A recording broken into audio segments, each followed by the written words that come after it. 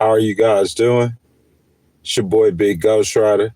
I would like to welcome you to another episode of Rhyme with Ghosts. You know what I'm saying? I think this might be the third episode. I think we did a cruising with Ghost Rider on Friday, but this the second episode of Rhyme with Ghosts. If you guys don't know, whenever we do Rhyme with Ghosts, basically I'm just gonna give you the news story. With the news story, I'm gonna give you guys analysis. I feel like with every news story, there's a problem. You know what I'm saying? Tell me if I'm wrong. If I give you a news story about China, there'll be a problem somewhere within that news story. So what I do at Legal Wars Live, I give solutions for the problems. You know what I'm saying? And that's how I do it. I give the news story, and then I give analysis, and with the analysis, I give a solution. So, guys, I'm gonna take a few seconds. I'm gonna allow some people come into the stream, and then we're gonna get cracking this morning. If you guys are watching this after it's pre-recorded, I ask that when you guys come into the stream, you do not forget to like the video on your way out or while you're seeing this right now.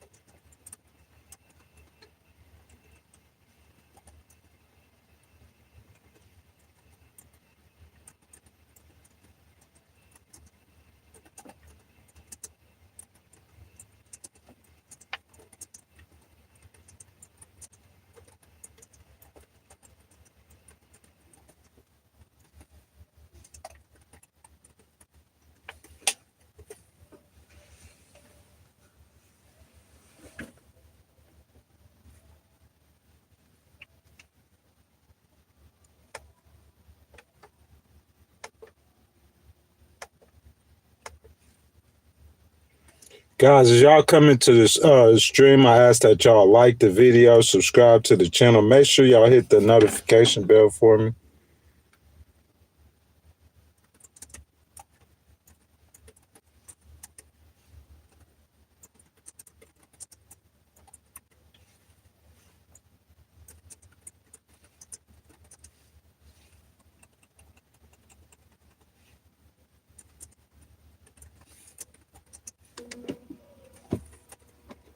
Good morning, good morning, good morning, everyone.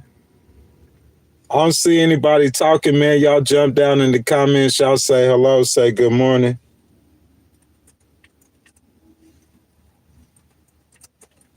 Y'all riding with Ghost Rider, man.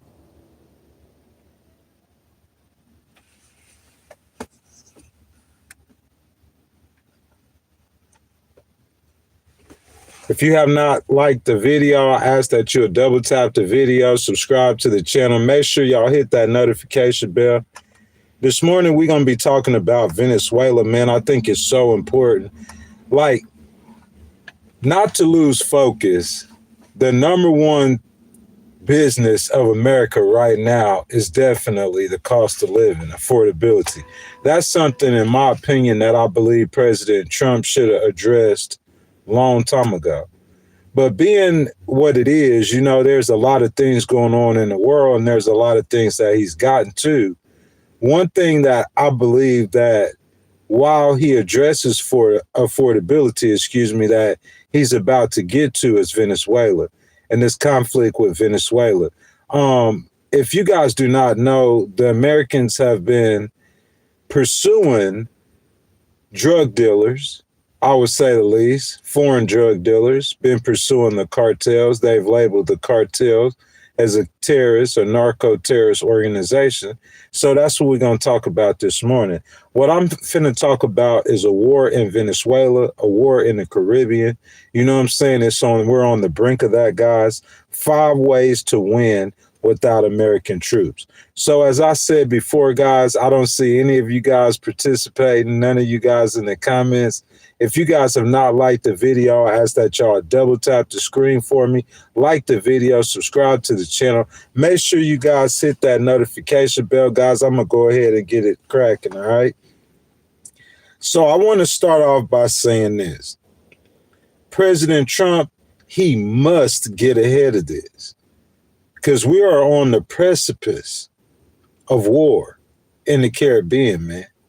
Real talk. He must get ahead of it. I'm saying we see the drug strikes. We don't really know what's going on. I mean, to the point to where the United Kingdom, one of our closest allies, has stopped sharing intelligence to a certain degree when we dealing with that situation out there in the Caribbean. So what I'm saying is, to me, President Trump, the communication needs to be better on this. You got to get ahead of this. I mean, you already started blowing boats out the water. You hit like what? How many people died? About 75 people? You need to get ahead of this. Secretary Hegseth, Secretary Rubio, this issue with Venezuela, the military strikes, the military buildup, it's about drugs. Is it about drugs? It's about drugs. Listen, President Trump saying that it's about drugs, in my opinion, I believe that's authentic. And I'm going to tell you why. When he first got into the White House, you might not believe it's authentic. What you think it's about? That's what the discussion's for. That's what the chat's for. Jump down in the comments, let your voice be heard. Have the conversation amongst yourselves. I'm going to try to get down there when I can. You might not believe it's about drugs, but this is what I'm saying. Just to be fair, when President Trump first came into the White House, I'm talking first week, he said he was going to put tariffs on Canada and Mexico. Am I not lying? Do y'all not remember? Can y'all remember? Ghost got a real good memory. First coming to the White House, I'm putting tariffs on Canada and Mexico. What? Canada and Mexico? Those are like two of our biggest allies. You know, I'm still against any tariffs on American allies. It don't make no sense to me. A tariff is like a tax. Why are you going to tax your friends? But he said, why them tariffs on Canada and Mexico? He said drugs, fentanyl. Am I right or wrong? We got to keep him honest. Be real with it now. He just went over to China. How many times have we heard President Trump say something about drugs and fentanyl in China? So this isn't something new that he's talking about. Now, if you say that, I mean, I don't know what you could say. Because you can't say that drugs aren't coming from Venezuela. You could say the fentanyl is not coming, but you still can't say there's not a problem with drugs coming from Venezuela, coming from Colombia. Venezuela ain't the only country. You can't say that that's a fabricated problem. You can't say that President Trump hasn't been addressing it, not in the campaign before he was president, since he's been president on day one. So that's why, Ghost, I'm not for America first, in my opinion, is not starting foreign wars. I don't believe this could be a situation. It can be a situation for a foreign war, but if you strategically, not tactically, if you strategically navigate the situation, I'm going to give you 5 ways you can avoid putting American boots on the ground, okay? Now, if the situation is about drugs, President Trump has to say this is about drugs. And I'm saying I would address that to the Europeans too, to the United Kingdom. I would have called and addressed that immediately. Stop sharing intelligence, man. This dude, he's helping facilitate selling drugs. He's a narco president. He needs to be more vocal about that. The United States put tariffs on Canada and Mexico. I just told you that a second ago. 2 of our 2 biggest allies over drugs when President Trump first came into the White House. He spoke to the Chinese about fentanyl. The entire military buildup in the Caribbean has to be about drugs. It has to be about hundreds of thousands of Americans who lose their lives to drugs every year. If it's about drugs, then it makes sense. If it's not about drugs, it don't make any sense. I think President Trump has been consistent, whether you agree with him or not. That's another thing. But what I think I can say, I think he has been consistent on the fighting drugs issue. Am I right or wrong? One thing I agree with him on, if he really wants to take this on, I say once he's in it, he has to see it to the very end.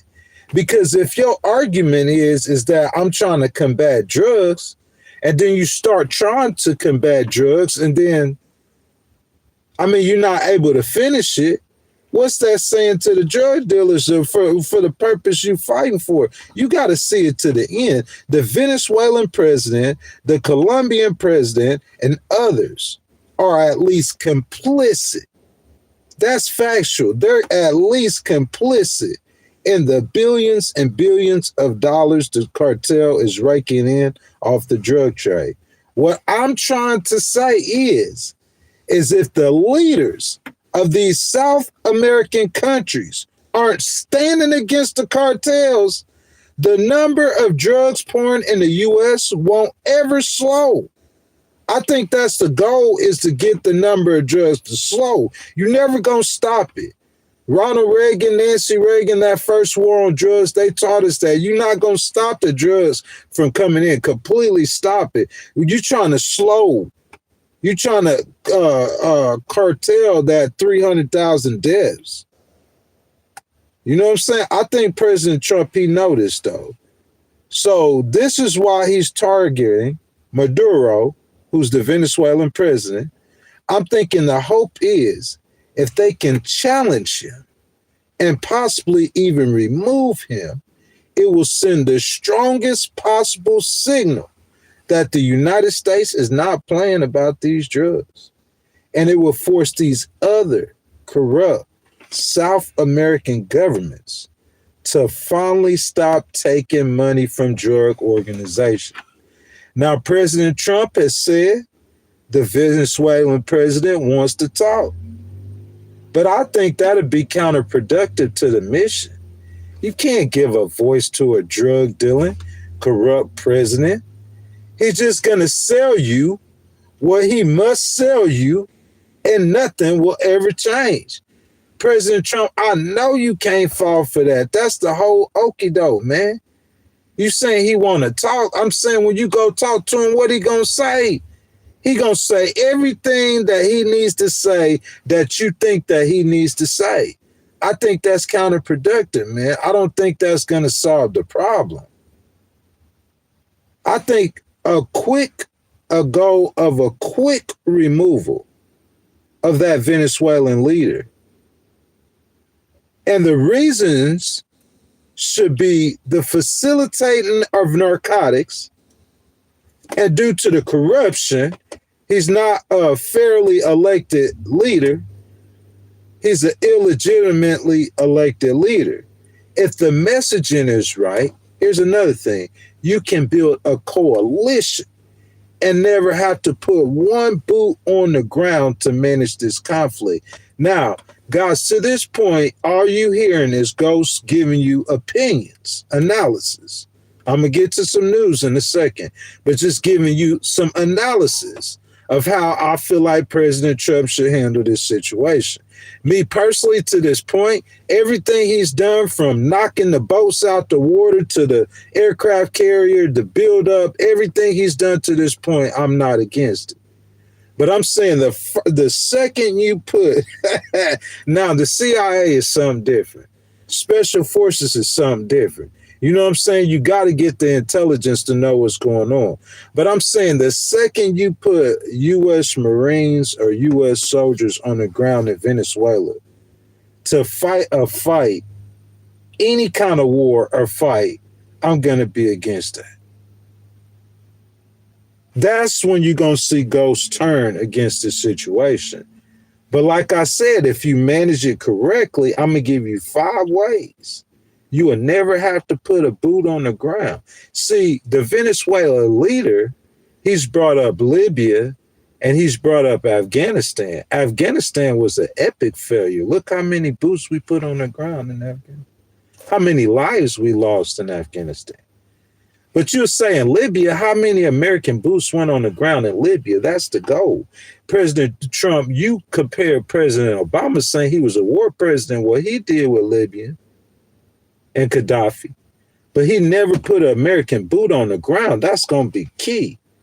Now, guys, Maria Corina Machado, she is the Nobel Peace Prize winner. Listen to me. I'm giving you the whole game right now. This is how you don't make mistakes. This is how you don't be president for 11 months saying that you, before you ran, saying you're going to solve affordability on day one, and you president 11 months in, and now you having to address affordability because your party is finna get cream cropped. If they had an election today, nationwide, the Republicans would get their bell rung.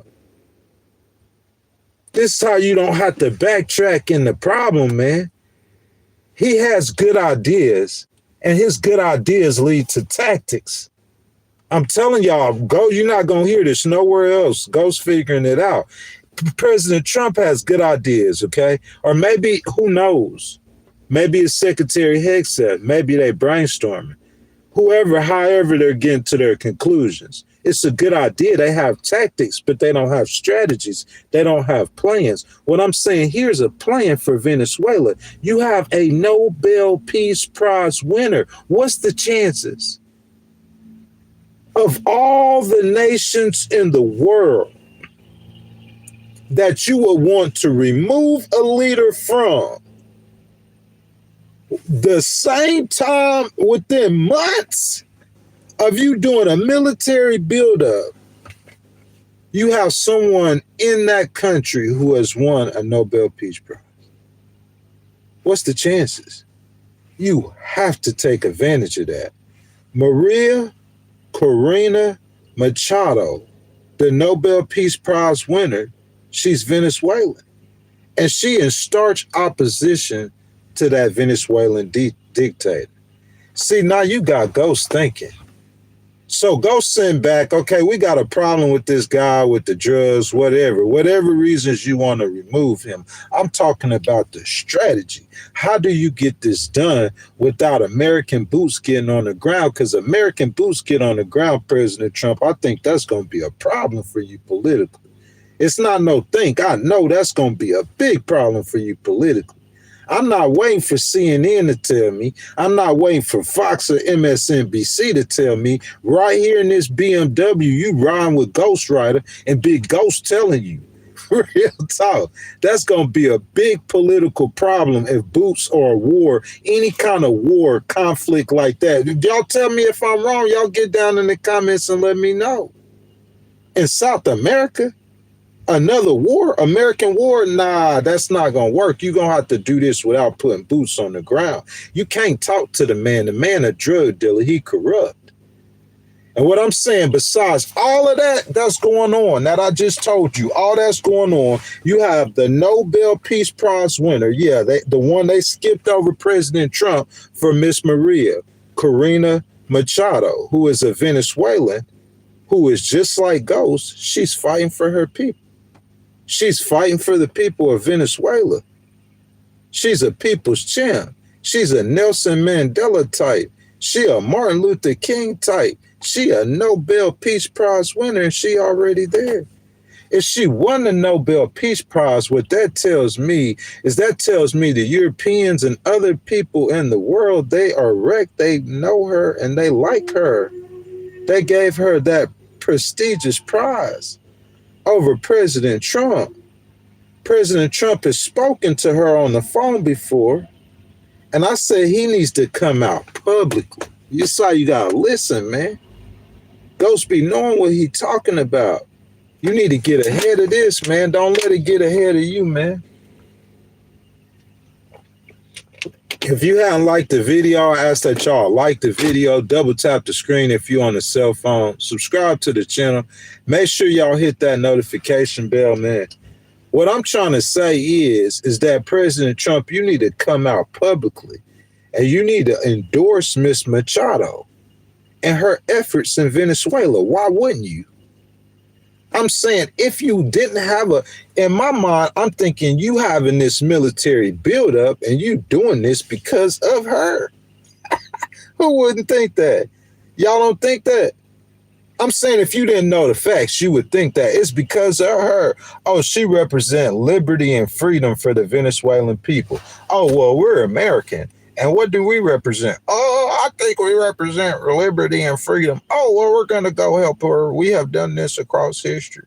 This ain't no Afghanistan or no Libya or no Iraq. We just like Putin. We just over here bullying on other countries.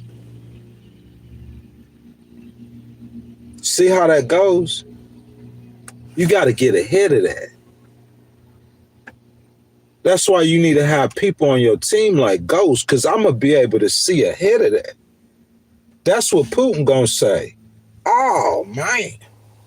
Well, I don't know if Putin could say too much right now because he in the wrong. But Xi Jinping can. He hadn't attacked Taiwan yet. That could be his reason to go. Oh, look what they doing in Venezuela. They picking on little small countries over there on their side of the world. How is the United States going to tell us not to do it? You could get ahead of all of that. You ain't got to worry about your allies stop sharing intelligence because you could get ahead of that. You got Miss Maria Machado. Where Miss Machado at? Oh, come here, Miss Machado. She my best friend, Miss Maria. President Trump telling y'all how to deal with this Miss Maria. She my best friend. Come here, Miss Maria. How you doing, beautiful? I have her in Washington, D.C. I'll be doing a press conference with her right now. I'll bring her up there. I'll bring Starmar up there. UK. Oh, yeah. Come on, big baby. Bring the Italians. Bring them all. The Europeans. You got the Nobel Peace Prize winner. President Trump, you might well do this after you get your big, beautiful ballroom. You know, you get your, is it 150 million or 150 billion? You know, you get your big, beautiful ballroom, then, you know, you could do all this with your ballroom, you know, but you ain't got the ballroom yet, so I guess you ain't thinking like this. But this is how you avoid other problems. I'm going to have the Nobel Peace Prize speaking. I'm not even talking. Look, that aircraft carrier you see is because of Miss Maria. Yeah, Miss Maria, you come up here and talk. And that's how we going to deal with anybody in the world got a problem with that aircraft carrier being out there off his shores. Could you? Y'all, if y'all hadn't liked the video, double tap the screen for me, subscribe to the channel. Make sure y'all hit that notification bell. Could you imagine, man, being a leader of a country, bro, and they got a aircraft carrier like that off your shores, and you know it's there for you. I'm saying, in my opinion, all President Trump, or not all, what he needs to do now, he needs to come out and publicly endorse the Nobel Peace Prize winner, Miss Machado. And if you do that, President Trump, you already have boots on the ground. President Trump, you a deal maker. You got a Nobel Peace Prize winner in Venezuela that you talked to before. Let that be her army. Does that make sense? Let that be her fight. Let whatever you doing, let her be the face of it. And then that you take away the need to put American boots on the ground. You got boots on the ground. You got Miss Machado and whatever she got going on. And all you got to do is support that. You can support that with CIA. You can support that with 2,500 Marines. But you let them rebels do that fight. You could support them in the air. With all the military power America has, don't put no American troops on the ground. And how you do that, number one, Miss Machado. That makes sense to y'all? Look. It's unclear to me at this moment if Miss Machado has rebels or she has armed men that's fighting with her. but it wouldn't be hard to combine forces against a dictator if they aren't already united. And number two, Miss Machado is the Nobel Peace Prize winner for peace sake. They picked her over President Trump, so she is popular worldwide and she is fighting for her people. That's why she won that Nobel Peace Prize. So I don't understand why the Trump administration hasn't messaged this more clear. And I hope behind the scenes, they are working to unite the opposition in Venezuela. Because if you do this right, President Trump, you could get a quick, easy win that will send a message loud and clear to the other drug dealing presidents in South America. We have a new sheriff in town. I think that was your goal, is a quick, easy win, man. If you guys have not liked the video, I ask that y'all like the video, subscribe to the channel. Make sure y'all hit that notification bell. Also, guys, I see y'all down in the comments. I welcome you guys, Republicans, Independents, and Democrats. Jump down in the comment section. Let your voice be heard. I just ask that y'all be respectful to others. Also, guys, one last thing. We do have to pay the bills. I don't have any sponsors or anything like that. I'm not taking no money from no one else, just you guys. So if you guys want to donate to the channel, super chat, super thanks, super stickers, they all start at 99 cents. Just hit the button with the $sign in it, and your donations are much appreciated. So let's go ahead and jump into the news, guys. The source is WION 1. And it was published on September the 23rd. So first, I want to find out, who is Maduro? Who is this Venezuelan president that America and President Trump saying that they have a problem with? So the United States President Donald Trump on Tuesday, August the 2nd, for a long time now, right, announced that the United States forces had bombed a drug-carrying vessel in the South Caribbean after it departed from Venezuela, killing 11 souls on board. This comes almost a month after the United States announced a whopping $50 million award for the Venezuelan president, Nicolas Maduro. President Trump, I hope you ain't playing. How many people I got in this stream right now, y'all ready to go on the adventure? It might cost you your life now. I'm saying, President Trump, you gonna give me $50 million if I arrest this dude? $50 million, man. I think me and I need about 12 of my homeboys. You know what I'm saying? We need about 10, 20,000 up front. You know, plus all the flight and the trips down to Venezuela. You know, because we going in the woods. You know, we dropping in the woods. 50 million. The Venezuelan president already had a bounty of 25 million on him. Boy, they start putting that money on your head like that, boy. It's going to be a bad day for you. Coming. They got 75 M's on your head. I'm talking about who got this money on your head. The United States government got 50 million on you, boy. They got a warship outside your country. I'm saying here, drug dealing president, what we going to talk about? The only thing we could talk about, sir, is you got to go. What we going to talk about? This dude, he wasn't even elected. He wasn't a fairly elected president of Venezuela. You think just because this don't have Tucker Carlson, this don't have nothing to do with America. This doesn't have nothing to do with America. So Israel don't have nothing to do with America. So we can't be allies with Israel. You don't understand. Some of y'all don't understand the reason why we cool with those, some of those Arabian countries or some of those Islamic countries is because of Israel. You know what I'm saying? You can't just cut the tie. I don't believe in cutting ties with allies. The allies that work, you need to keep them. That's what I believe in. You know what I'm saying? That's just how I feel about it, man. But that's 25 more million. He was indicted in Manhattan in federal court in 2020. What? The Venezuelan president was indicted in Manhattan? That's something I didn't know. during President Trump's first presidency. And at that time, the U.S. offered a $15 million reward on his head. So they've been putting more money on his head. Joe Biden increased the amount to $25 million. It's bipartisan. When President Trump initially put $15 million on his head, when Joe Biden got into office, he increased it by $10 million to $25 million. It's bipartisan.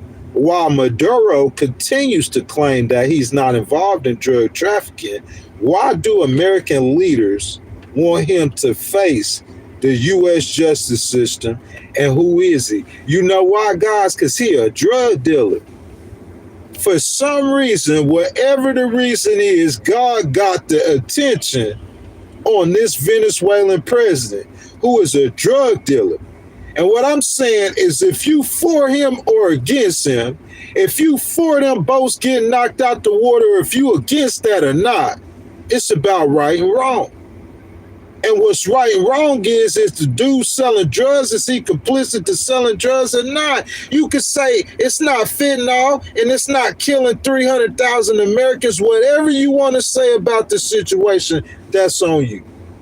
All I'm saying is the dude guilty, is he complicit of selling drugs or helping to sell drugs? Because I know there is a beautiful lady who won a Nobel Peace Prize who said that he is an illegitimate and an illegally elected president. So it's his time to face the music. I got one of my channel members in here. Good morning. Good morning. Is that Tom? If y'all hadn't liked the video, make sure y'all like the video, double tap the screen, subscribe to the channel. Let's hit that notification bell too, guys. Y'all jump down in the comments. I see y'all commenting on this Venezuela situation, guys. We finna get into it. The United States finna get into it. We just no boots on the ground. Ghost trying to be clear, President Trump.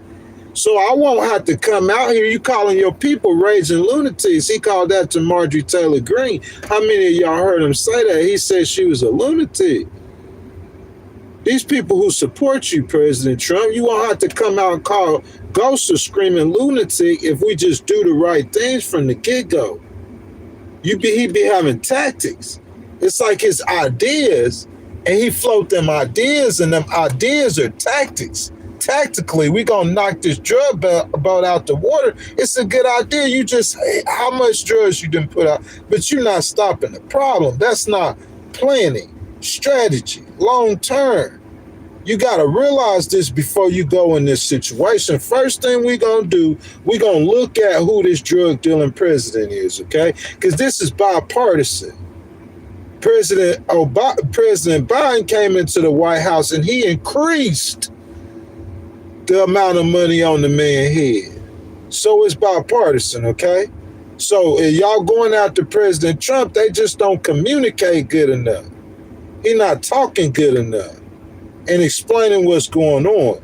So Nicolas Maduro is the president of Venezuela, who first came to power in 2013.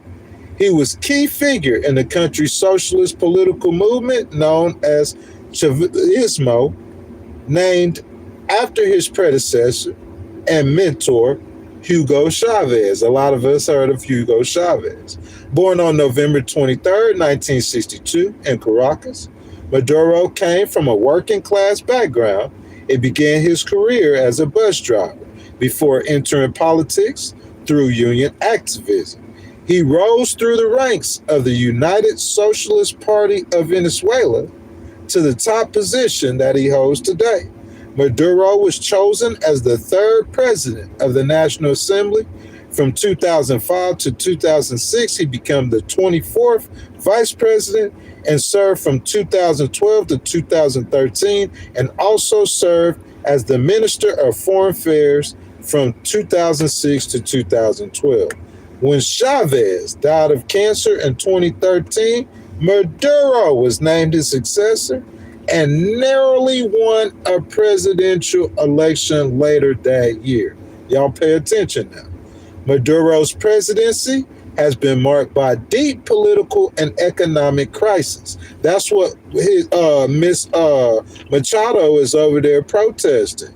winning Nobel Peace Prizes because the economic crisis, the crisis in Venezuela, under his rule, Venezuela experienced one of the worst economic collapses in modern history, characterized by hyperinflation, widespread poverty, food and medicine shortages, and mass migration. His administration has been widely accused of authoritarianism, electoral fraud, human rights abuses, and suppressing political opposition. What Democrat right now this morning in this stream is against getting Maduro out of power? Explain how that happens. Explain how a man under his rule has been characterized by hyperinflation, widespread poverty. This is the fights that the ACLU fight for, boy. Food and medicine shortages and mass migration. They've been accused of authoritarianism, electoral fraud, human rights abuses, and suppressing political opposition.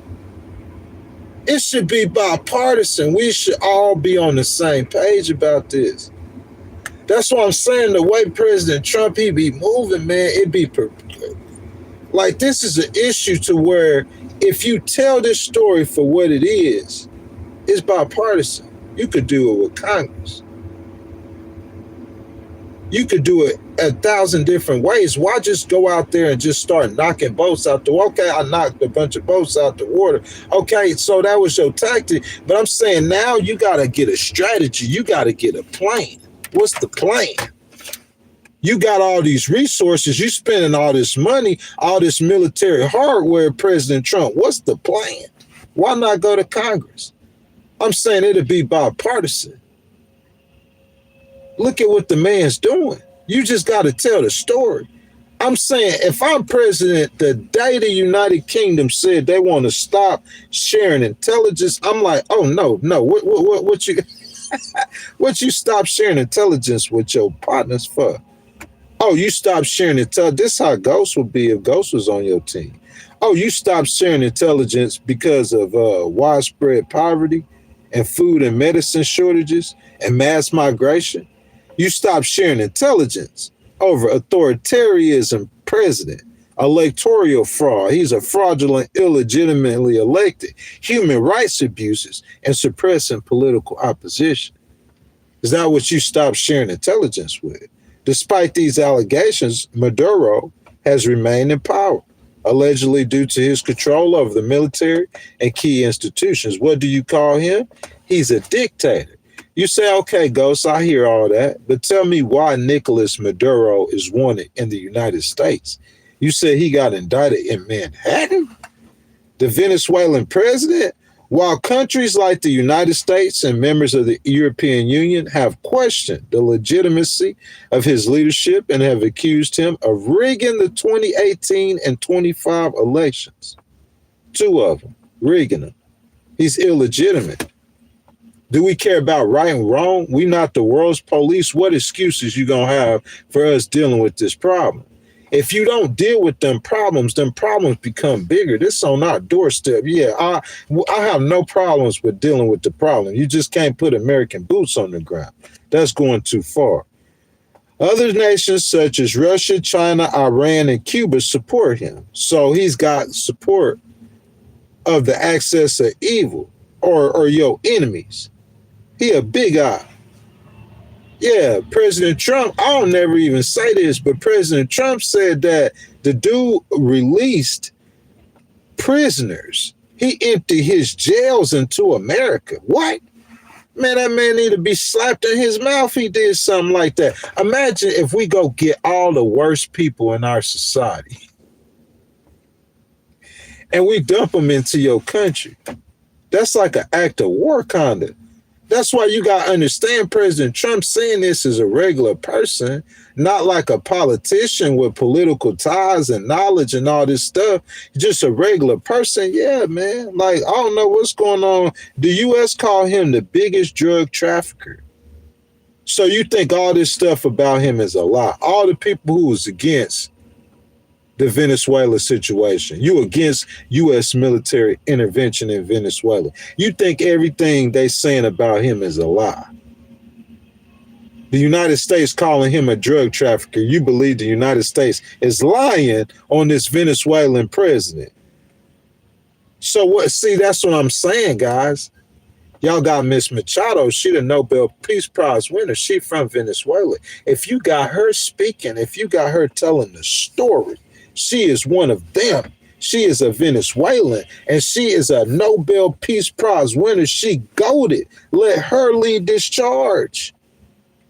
Oh, we support her and her fight for justice and the rights of her people. You know what I'm saying? Guys, if y'all have not liked the video, I ask that y'all double tap the video for me, subscribe to the channel, hit the notification bell. So we talking about Maduro, the Venezuelan president, who needs to get gone. Yeah, regime change, full regime change. He needs to be gone. But his story starts back in 2016 when two nephews of his wife, Celia Flores, were convicted in a U.S. court conspiracy to import cocaine.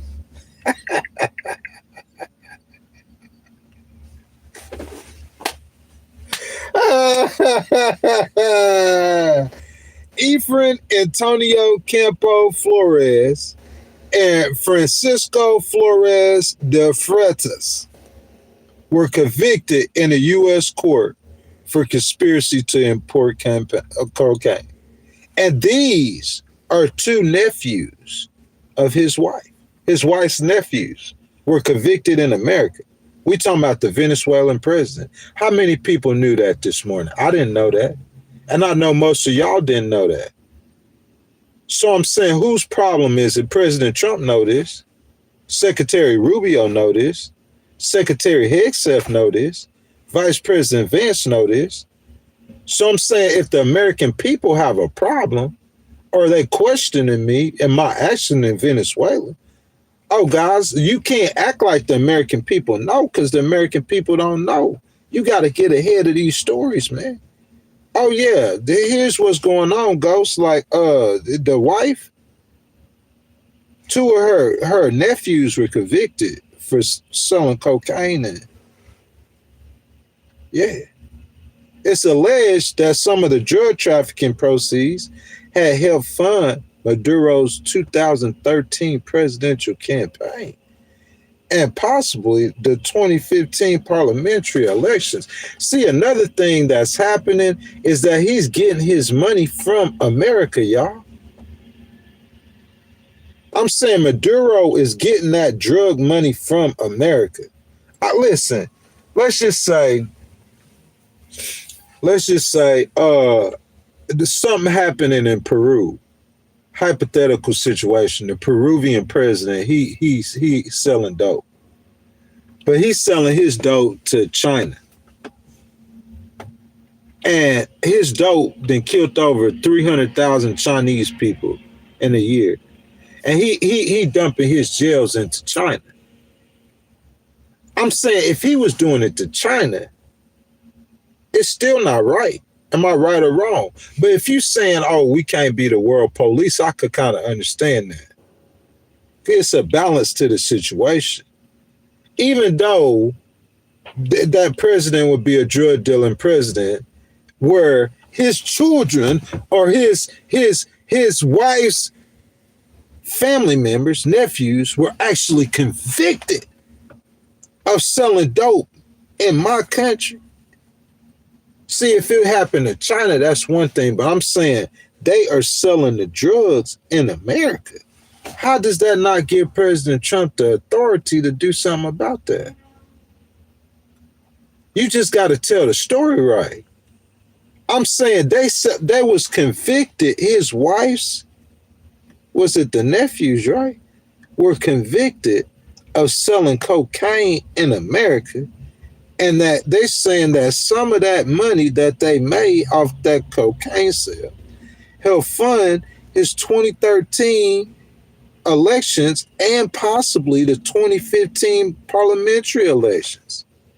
A lot of this information that the American government has, they probably look at it as classified, or the FBI and the CIA aren't in the business of just going around and telling people what's going on.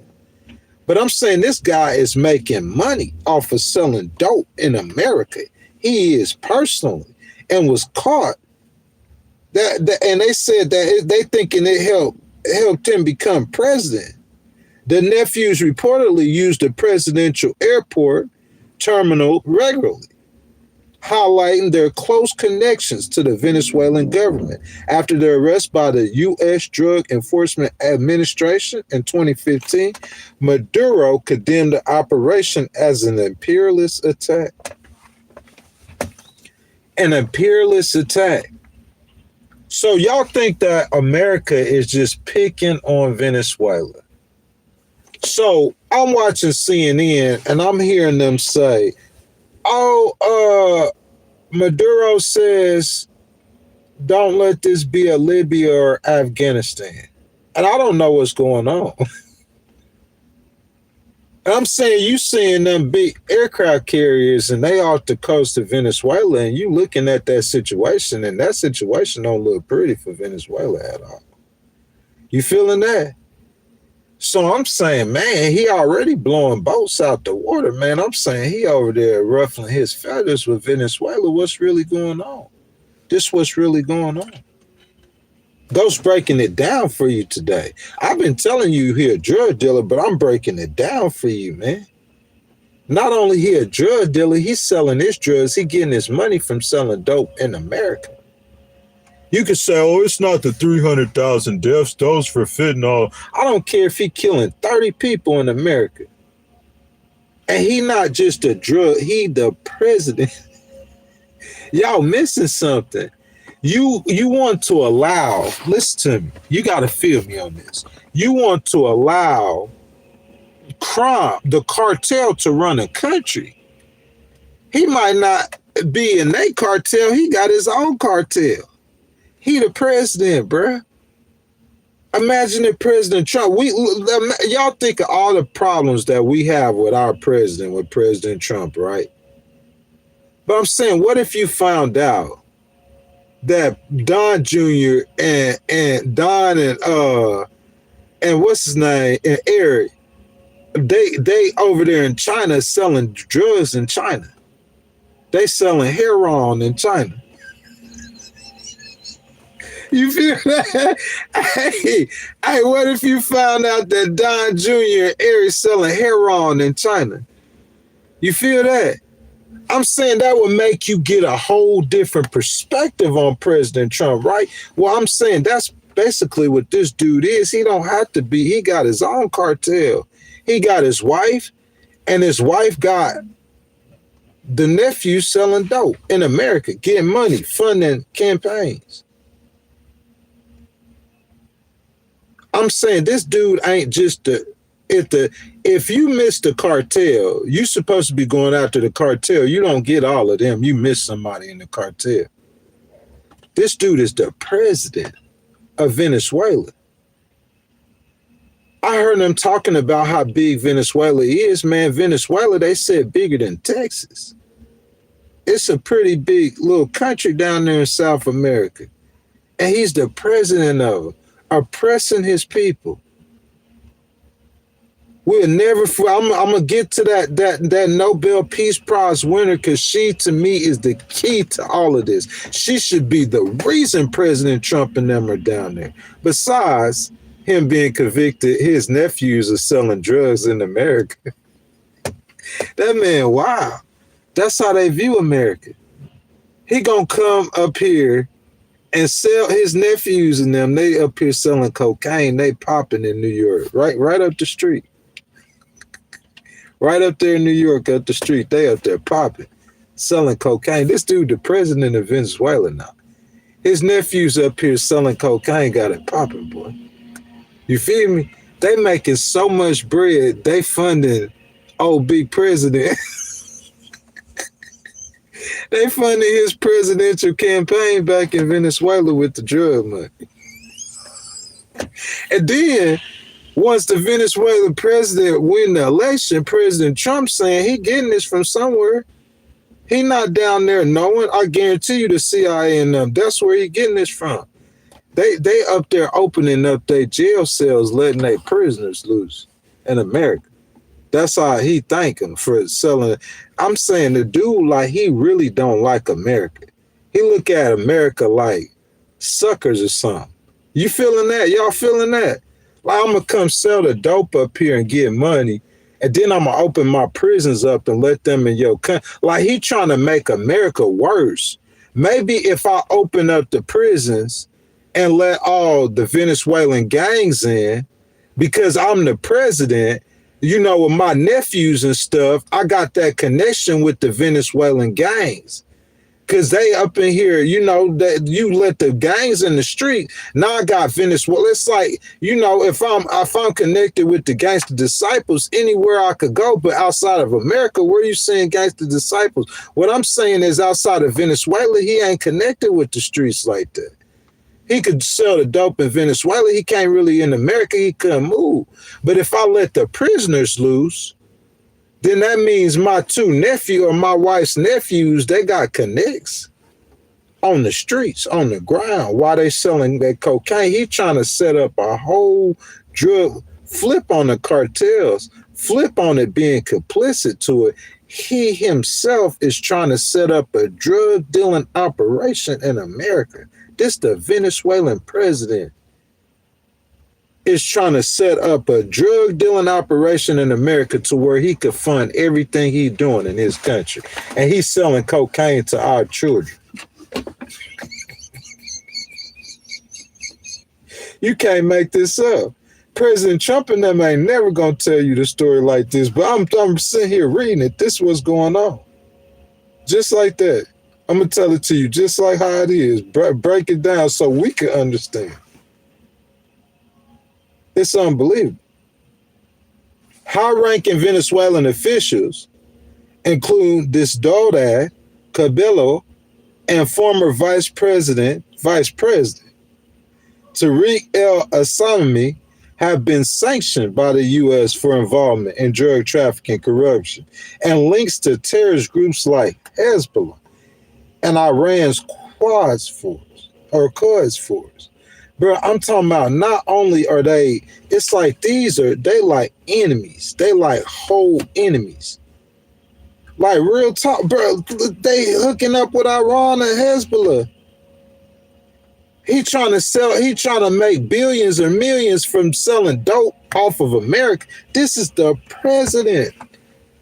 This ain't just the cartels. If the cartels was doing it, we could understand. This dude got power. He got an army. He controlling Venezuela. He's suffering his people. You want to imagine if you was a Venezuelan and your president was a drug dealing. Well, your president was this dude. It's not funny though. Imagine the suffering. We talking about, the suffering we talking about we going through in America, right? You know what I'm saying? Like President Trump with the snap. We mad at President Trump. We ready to snap on President Trump over the snap and the food stamps. We gonna snap on. You know, we mad at this about him, mad at this. You know, my life ain't all the way where it should be as a disabled veteran. He cut a lot of programs. We mad at President Trump. But I'm saying, imagine if your president was selling dope.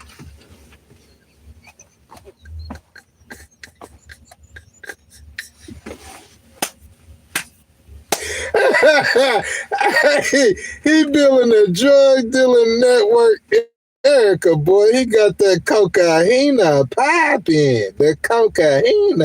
This your president of Venezuela.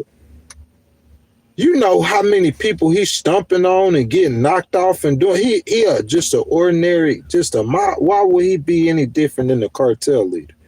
If a president selling drugs, he wouldn't be no different than no. How is he any different, or how would he be any different? And then his people, his vice president, hooking up with Hezbollah and Iran, Quds force. I'm talking about like all the way hooked up with the ops and the enemies. You wondering why President Trump got an aircraft carrier out of Venezuela? You still wondering why? You still wondering why he knocking boats out the water? You still wondering why? Them Venezuelan boats, those some of his nephews, his wife nephews, homies. They come to drop out the cocaine. Yeah, that boy trying to get, he's just a regular old scrub dude, bro. He trying to make a couple $100,000 off a coke run selling coke in the United States. This the Venezuelan president. And President Trump, you said you want to talk to him? Nah, you can't talk to him. You making yourself look like a clown. He's not even a legitimately elected leader. What you gonna talk to him for? You see how he just gonna keep playing you. When you were president the first time, that's when they arrested his nephews in 2020 in Manhattan. During that time, he was playing you then. They selling drugs in America. It got to the point to where you get back in there, you got ships outside, and the American people don't even know what's going on. Why President Trump finna go to war with Venezuela? Because all this stuff been going on behind the scenes. But I'm saying now, President Trump, you talking about talking to him. What you gonna talk to him for? What you gonna talk to him for? Ain't nothing to talk about. Because when you talk to him, he gonna do you just like Putin did you, or doing you. When you talk to him, he gonna do you like Chia do you. He gonna do you like Kim Jong-un did you.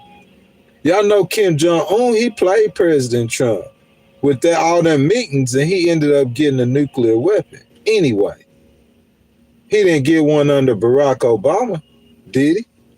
I might be wrong. You know, y'all say ghosts with the facts. Did Kim Jong-un get a nuclear weapon under Barack Obama? I don't think so. It's your diplomacy. So I'm saying you got the ships down there. He want to talk to you. Of course he want to talk to you. I'm looking out here and I'm seeing one of these 18-wheelers. Imagine if you look, you seeing a whole city and them city full of fighters and destroyers and they coming to bro. That boy, he done got the heebie-jeebies. Hey, that boy, they start getting religious, boy. That boy, he gonna start going to church and everything. I'm saying you going against the might of that U.S. military, sir. It don't look good for you. I done seen a many Gaddafi. That's what he said. Libya. He labeling himself Gaddafi. I'm saying, what you gonna talk to him for?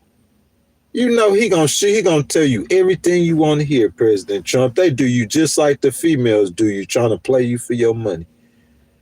They gonna tell you everything you want to hear. They know how your ego. They gonna stroke your ego. I don't do that. I just speak the truth.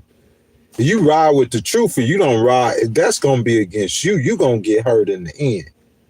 You gonna ride with the truth or not. That ain't how they do it, President Trump. They gonna say, oh, you the greatest president ever.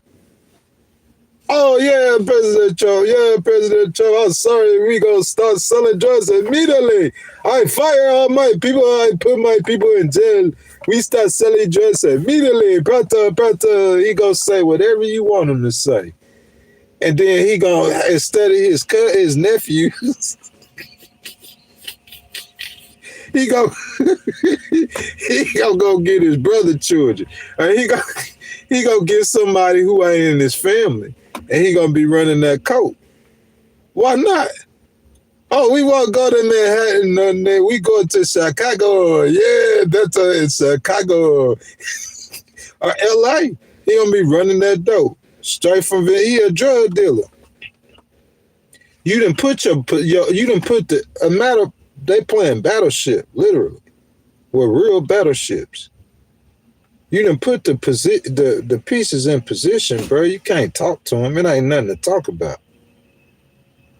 In 2018, the U.S. Treasury accused Cabello of directing drug trafficking activities and profiting from corruption alongside Maduro. In March 2020, the U.S. Department of Justice charged Maduro and other Venezuelan and Colombian officials with narco-terrorism. That's when it started in 2020, alleging they orchestrated cocaine shipments to America to harm public health. Initially, it offered a reward of $15 million for information leading to Machado's arrest. His nephews, meanwhile, were released in 2022, so they out. Them boys got out as a part of a prisoner exchange. I bet you they ain't running no more drugs in Manhattan though, but they know how to sit. They could orchestrate it. All you got to do is put one of the mules on the planes, and be running them drug mules, be running them drugs straight through here. And y'all wondering what's going on, why he knocking them boats out the water. Guys, if you haven't liked the video, go ahead and double tap the video for me. Subscribe to the channel. Make sure y'all hit that notification bell. Also, guys, everyone is welcome in this stream. I just ask that you guys will be respectful to each other. I welcome you guys, Republicans, Independents, and Democrats. Jump down in the comment section and let your voices be heard. Y'all, let's start the conversation. Y'all can talk amongst yourselves. I'll try to jump down there. One last thing, though, we do have the petty bills. I don't have any sponsors. I'm not taking no money from no party, no one else, just you guys. Super chats, super stickers, and super thanks. They start at 99 cents. If you want to start a conversation or donate to the channel, just hit the button with the $sign in it, and your donations are much appreciated. You said, Ghost, you said you're going to give us 5 reasons or 5 ways that America can address this situation in Venezuela and not put boots on the ground. Y'all always remember what Ghost say about the situation. This is my measure. If President Trump talks to the dude and don't remove him, in my opinion, he went way too soft. That's the L. If President Trump removes him, but if it takes him too long, like how Putin is in Ukraine, hey, if he removes him or he has to use American boots, that's another L for President Trump. The way President Trump wins this is by quickly getting him out the way. Quickly. That's how you win. Because what that does is, for the other countries that's down there doing it, Venezuela ain't the only country that's doing that. That's just how the South American leadership look at America, as you could get rich off America off drug money. Okay, they've seen too many of them do it. So, you say Venezuela, what about Colombia? There's other leaders down there in South America, across the world. If I want to fight, if I'm gonna say I'm gonna fight a war on drugs, okay, if that's what my goal is, then it would be great, because they already owe Maduro one. It would be great to use him as an example. If I come in here and I grab him by the neck real quick and I snatch him up and fling him down, that's going to tell all the other countries who's trying to sell drugs or make money off selling drugs in America. That's going to, it'll send a message to them loud and clear. So I think that's what President Trump's goal is, or his goal should be, is to quickly remove the guy from power without using American boots. I got 5 ways to do that. Y'all give me just a second. If y'all hadn't liked the video, make sure y'all double tap the screen for me, subscribe to the channel, hit that notification bell, guys. Y'all riding with Ghost Rider, man. We in here cooking this morning, man. That's what I do, man. I give you guys the news, And it's a problem. And with the problem, I'm gonna give you a solution. So I got another news story, one more news story. But while I'm going over the news story, I'm gonna give y'all 5 ways President Trump can navigate this situation to get success, and how I just described. Y'all give me just a second.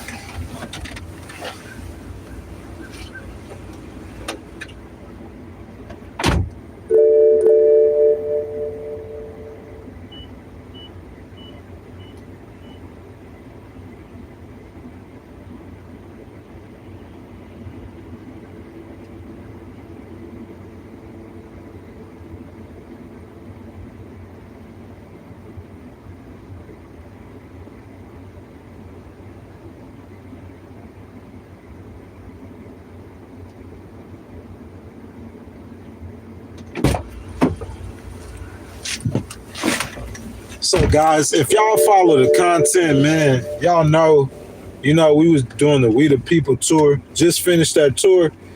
After I finish that tour, we're gonna do some cruising and some riding with Ghost Rider. We're gonna do one more tour out west, and then I promise y'all I'll be in the studio by spring of next year. So guys, let's get to this real quick though. I've been streaming for about an hour so far. I'm gonna try to get to get the comments as soon as we get the content, okay? So tactics, what y'all seen President Trump to this point doing, those ideas, we got to start recognizing the problem. He's good about that. I'm gonna recognize the problem. The problem is that they're selling drugs and they're making money in America. He got caught doing it, okay? So I recognize the problem. Once I recognize the problem, I give a short-term solution. Blow the boats out the water. That's tactics. Tactics is to strike boats out the water. Tactics is to send the largest aircraft carrier in the world to your front doorstep. Y'all, that is very intimidating. Maduro look at that one aircraft carrier and he has to know that he bird food. I promise you. And the thousands and thousands of U.S. Marines that are on those ships that can hit your cities in a matter of hours. In my opinion, they could be waving American flags in your country in a matter of hours. Yet and still, those are all simply tactics. Thank you, no one. Thank you, I appreciate that. If you guys want to donate to the channel, I would appreciate it. Send a gift, however you guys want to do it. Thank you so much. Yet and still, guys, all of that is all tactics, and there's no strategy in that. Actually getting justice or freedom for the people of Venezuela, because none of that would or could remove Maduro. Sending an aircraft carrier out there is going to remove him from power. That's a tactic. All of those are tactics. What's your strategy? That's what's going to remove him, is that strategy. In order to avoid U.S. boots, you need a strategy. And in which, even if you sent in U.S. troops, you would still need a government to succeed Maduro. Am I right? The Enchanted One, thank you. Thank you guys for those gifts. Thank you. If you guys want to donate, hit the button with the $ in it, and I would appreciate it so much. In order to avoid U.S. boots, you would need a government to succeed Maduro, okay? The best way forward without U.S. boots is to have a strategy. How many times I got to say the word? Do you know what a strategy is? You need one, okay? You need a strategy, okay?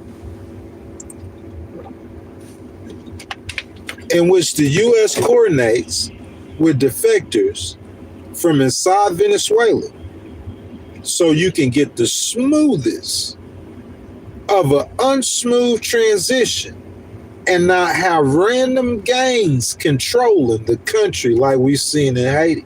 So if you don't do that right, that situation could get ugly and it could get out of control and it could become, I don't want to say Afghanistan. I think it could become worse than that for you, President Trump. Really can. So the number one thing you need to do, remember I said 5 reasons, the name of this stream, 5 things he could do to avoid boots on the ground. Number one is connecting with the opposition. I know Trinidad and Tobago, I think, is right off the coast of Venezuela, if I'm not mistaken. So he's doing military drills with them. That's good. That's fine. And that's dandy. That's not inside Venezuela. You need to get inside Venezuela. You got the CIA in there right now, don't you? If you don't, they should have been in there yesterday. So if you inside Venezuela, number one, President Trump, connect with the opposition. My source, the Washington Post. This was published on November the 9th. As President Trump seeks alleged drug boats of Venezuela and gathers U.S. forces in the region, raising the possibility of land strikes. That's a no-go. That's a no-go. That's where me and you, President Trump, you and Big Ghost gonna part. The country's opposition has come to see his approach, however risky, as its best and only path to topple the government of authoritarian President Nicolas Maduro, the drug dealer. Call him the drug dealer Maduro. So the USS Gerald Ford, the world's largest aircraft carrier, sent to join the troop and assets already massed in the Caribbean. Trump says no direct attack is planned. Venezuela is bracing for strikes nonetheless. If you don't have, look, the airstrikes is perfectly fine. But I'm saying for Venezuela, number two, the opposition is led by Maria Corina Machado, the Nobel Peace Prize winner. You should have connected with her. Number one, connect with the opposition. And number two, my analysis is announce public support for Miss Machado. I'm giving you 5 ways how you don't put boots on the ground. Number one, you connect with the opposition, okay? As I'm doing the news story, I'm pulling it for you. Straight from the Washington Post. Number two is Miss Machado. You get behind her. Announce public support, having a Nobel Peace Prize winner as the face of this war wouldn't be a bad look for you, President Trump. That's a good look for you politically. Not saying, oh, we're going to fight for the peace and justice of the Venezuelan people, because you might not care about the peace and justice of it, but they care about it. Miss Machado care about it. She won a Nobel Peace Prize. And since you down there, in my mind, it just look like God. This is what God want me to do then. I might not care about the Venezuelan people. I know God do, though. So since we down here, she won the Nobel Peace Prize winner, then, hey, we fighting for their freedom, too. His second term presents a unique opportunity at a critical moment. A president in the White House eager to flex U.S. power abroad, at least up to a point, on the heels of last year's contested Venezuelan election, in which the opposition would have won in a fair count of the vote, according to a review of data for election receipts. So he lost the election last year. He not the president. Not legitimately. Y'all, guys, he's wrong in every way possible. I can't find no way he's right. I can't find no reason President Trump should be feeling any different than how he's feeling right now. If your goal is to go after drugs and to fight drugs and to fight crime, if he's staying true to that, because he's been saying that from day one, not before he ran, since he been elected. So you got to be fair about that. He been speaking those same words. So if he going in, what he going in Venezuela for? Well, he been talking about drugs the whole time. And I just showed you how the dude was trying to start his own cartel. Machado, who was awarded the Nobel Peace Prize last month, calls Trump's Venezuela policy clear and courageous. I just gave you I gave you the first 2 ways to win this war. It's too easy. Connect with the opposition, and publicly support Miss Machado. That's 1 and 2. It's too easy. Because if you put troops on the ground in Venezuela, you lost. If you don't remove them, in my opinion, you lost. You engaged in this. So if you get Miss Machado, you got troops on the ground.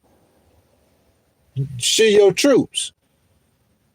And number two, if you get Miss Machado and them too, they can help you in intelligence sharing in a lot of ways. I would pay them. I would happily pay him. Number two, if you get Miss Machado, she a Nobel Peace Prize winner. She could be the face of this. I don't have to be the face of this. So when Starmer and all those other Europeans who care about human rights, salute them. Ain't nothing wrong with that. When they start saying, hey, why you blowing boats out the water? I'm behind Miss Machado. Oh, go talk to the Nobel Peace Prize winner. The Nobel Peace Prize winner, Miss Machado. That's who I'm behind. She dedicated her win of that trophy to President Trump and the Venezuelan people. While she has not endorsed an attack outright, she has, number three, cast Maduro, not Trump, as the instigator of whatever's to come. Maduro started this war, and President Trump is ending this war.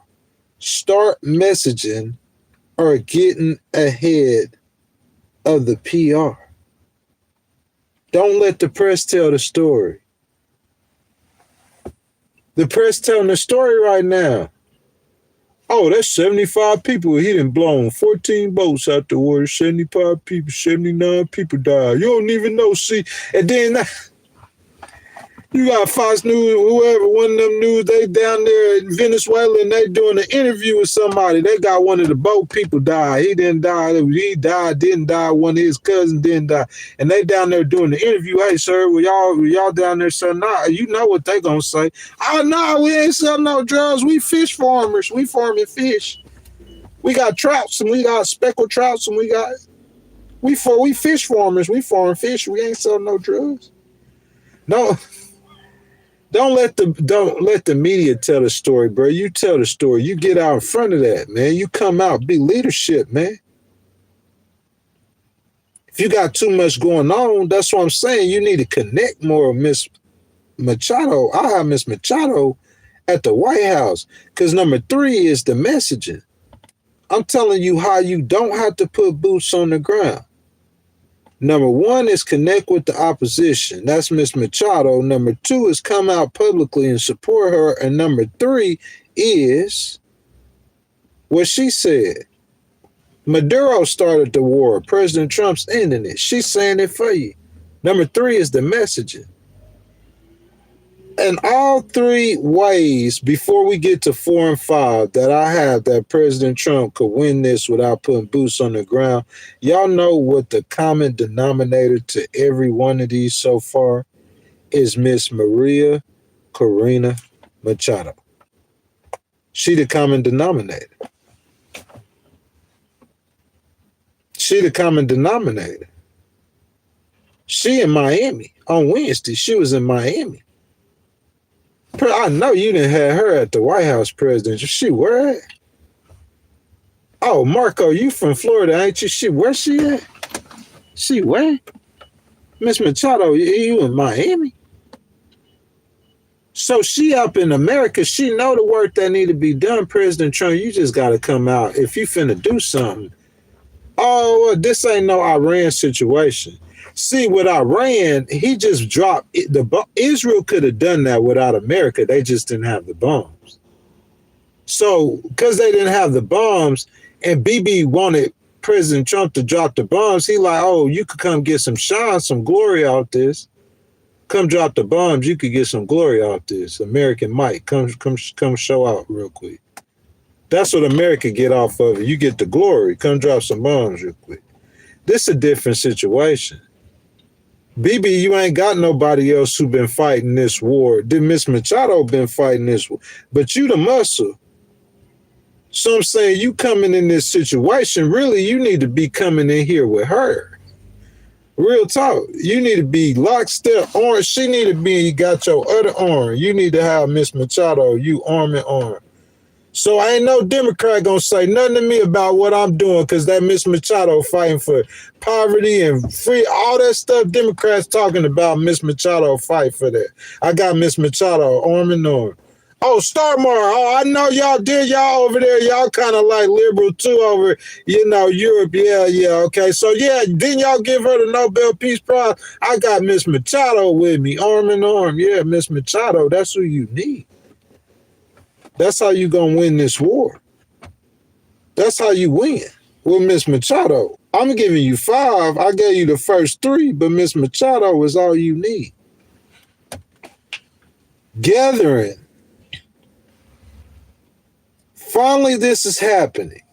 After 4 years of begging the international community to take a harder line on Maduro. Straight from the Washington Post, I'm solving the problem. No American boots. Number 4, this is what Miss Machado is saying. She the answer, okay? She said after begging the international community years, she been begging y'all to come help me, come help me. Over here with this drug dealing president, and ain't no telling what the Venezuelan people going through. He a drug dealer? You see what you say we going through, President Trump, at least he ain't selling no drugs, right? This dude's selling dope. So ain't no telling what kind of problems they going through. She said she been begging for years. The international community to take a harder line on Maduro. That's number 4. International community. Gathering more international support for this operation, President Trump, is crucial. This is not no Libya. This is a different world. Seeing that the United Kingdom, one of America's closest allies, stopped sharing some intelligence over this issue. I heard other nations have taken concern as well, President Trump.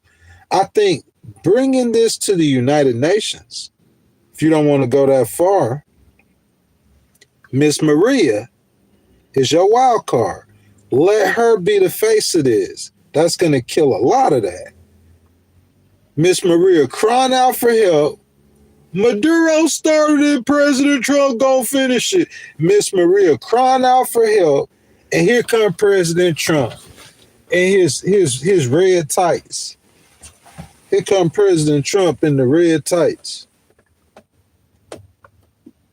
He coming to her rescue. Superman.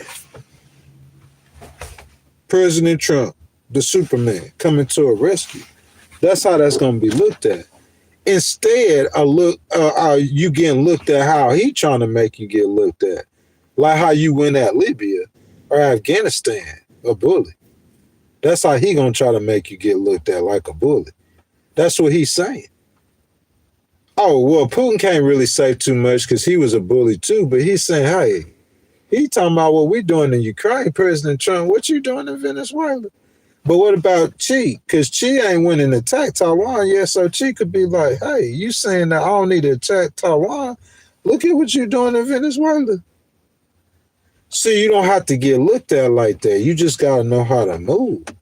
You got a Nobel Peace Prize winner that's begging for help. She said, number 4, she been begging the international community. I would use her. If I was him and that Venezuela problem was an issue for me, I would win so big. Maduro would be so finished and Miss Machado would be so happy. She would love me to death. For the rest, she'll love my dirty draw. Miss Machado gonna be the next leader of the Venezuelan people. I would look at her like a Nelson Mandela. Give her that opportunity to lead her people. She been fighting for them. At the same time, she been asking the international community for help. So President Trump, he didn't got the aircraft carriers down there. He ready to do something to help her. Why you got she in Miami? I'm saying like she be at the White House. I'm saying she need to be coming up here talking like, where's Starmar at? He want to stop sharing intelligence. Where Miss Machado? He ain't gonna tell Miss Machado he ain't gonna help her. Which one of y'all national world leaders want to tell Miss Machado, the Nobel Peace Prize, Miss Machado, that you're not gonna help her free her people? And see, how I look at it as a strategy, President Trump, once I bump Maduro, once I bump him out the way, then I got all the leverage. I'm gonna look at the Colombian leader and I'm gonna say, he gonna look at Maduro. Look what just happened to Maduro for selling drugs as a leader, a president. What? So all President Trump got to do is look at Maduro, looking at him, letting him signaling, and you next. And Maduro, the Colombian leader, and then the Colombian leader, that'll give him more leverage. You feel that? At least with the elected officials. If you got cartels selling drugs, that's one thing, but elected officials selling drugs, y'all okay with that? Y'all, if you haven't liked the video, I ask that y'all double tap the screen for me, subscribe to the channel. Make sure y'all hit the notification bell, guys. That's what I'm saying. I'm saying that Miss Machado is your wild card, President Trump. And it's unclear what your administration's end game is. You have long disavowed wars of regime change. So you don't have to have a war of a regime change. I'm Ghost giving you all the solutions to the problem all at once. We still got to get to number 5 though. Okay. I done gave them 4 ways to handle this. Okay. Now, President Trump, like I said, when I first started, the Tucker Carlsons and all those MAGA people are going to be crying that you starting another war or yada, yada, yada, yada. Okay. So that's what I'm saying. This is what I'm saying. You've long disavowed wars of regime change, even before MAGA, okay? If he were to pursue strikes on limited targets, a thorough line to Maduro's potential toppling or ouster remains murky. If the pressure campaign fails to oust Maduro, the opposition could be left significantly weaker. What they're talking about, the Washington Post, is saying that Miss Machado, the Nobel Peace Prize winner, she gonna be left significantly weaker. But what that would strengthen Maduro in his drug dealing efforts. If he's left in power, I'm saying, listen, you going over there bringing all them ships, doing all this talking, doing all this. And I'm saying, when you finish doing all this, he's still there. Why should he take you what? He's still in power. So I'm saying the end game has to be to get him out some kind of way. So you got to do strikes on limited targets. I could see that. None of this works. None of your tactics work. Everything goes said an hour and 27 minutes. None of your tactics work without Miss Maria. You need that. You need her. You have to. If you start doing airstrikes, especially on limited targets, you're gonna need that opposition on the ground. That's gonna be your army. That's gonna be your eyes and your ears. That's gonna be your everything. You need the opposition. You need Miss Machado in order for you to do this. They bet it all on black, said John Feely, a former senior State Department official and ambassador to Panama. The opposition's genuine desire for change and an end to the nightmare in Venezuela, man, poor Venezuelan people. It's so great that they, like many people before them, come down to a calculation that the ends justify the means, he said. Unlike prominent opposition leaders before her who fled the country after high-profile clashes with Maduro, Machado has refused to go into exile. Machado, Miss Maria, you are my hero, baby.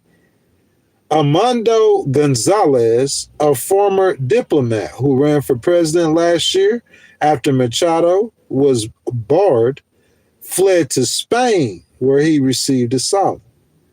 Juan Guaido, the opposition leader whom the United States recognized as Venezuelan president during Trump's first term after an early allegedly fraudulent election, now resides in Miami.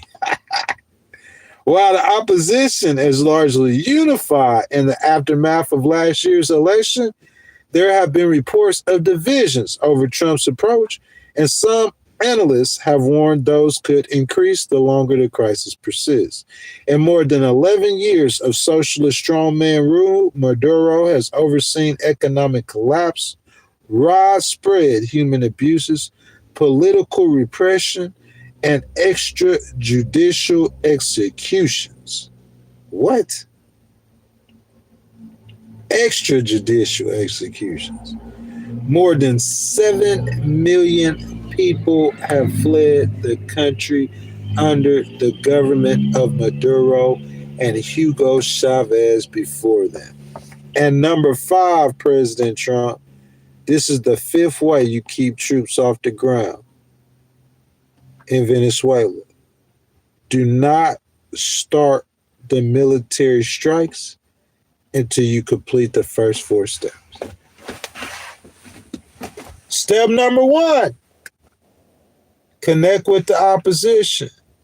The opposition are your eyes and your ears on the ground.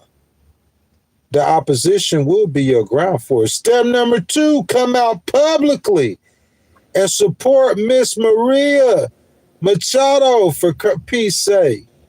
She's fighting for her people. She's a Nobel Peace Prize winner. Step number 3, you need to let Miss Machado be the face of that fight. Because if you allow her to be the face of that fight, you won't look like a bully. You looking like a hero coming to the rescue. Instead of looking like a bully picking on a smaller Venezuela. Step number 4, build an international coalition. Get other nations besides Trinidad and Tobago. Get other nations, specifically South American nations, to join America in this quest. You got to lead. And number 5, do not take no military actions until you complete those first 4 steps. It's that simple. I came and I laid it out for y'all as plain and clear as I could get. I gave you the parameters. If you talk to him and don't remove him, you're gonna look soft, and he wins. If you use troops or you mismanage the situation, you gonna lose. Miss Machado is your. That's how you can focus on. Besides the 2 nephews that were arrested in Manhattan for selling drugs, I don't know how you could say besides that, because to me that's the reason why you focus on Venezuela, because I caught you selling drugs in my country. I caught you doing that. So I'm saying, but besides that, you got the reason why you don't go at Colombia. Do you have a Nobel Peace Prize winner that's a Colombian? Do you have, or can you connect with the opposition in Colombia? I'm saying he got a direct connection with the opposition in Venezuela. Link up with him, President Trump.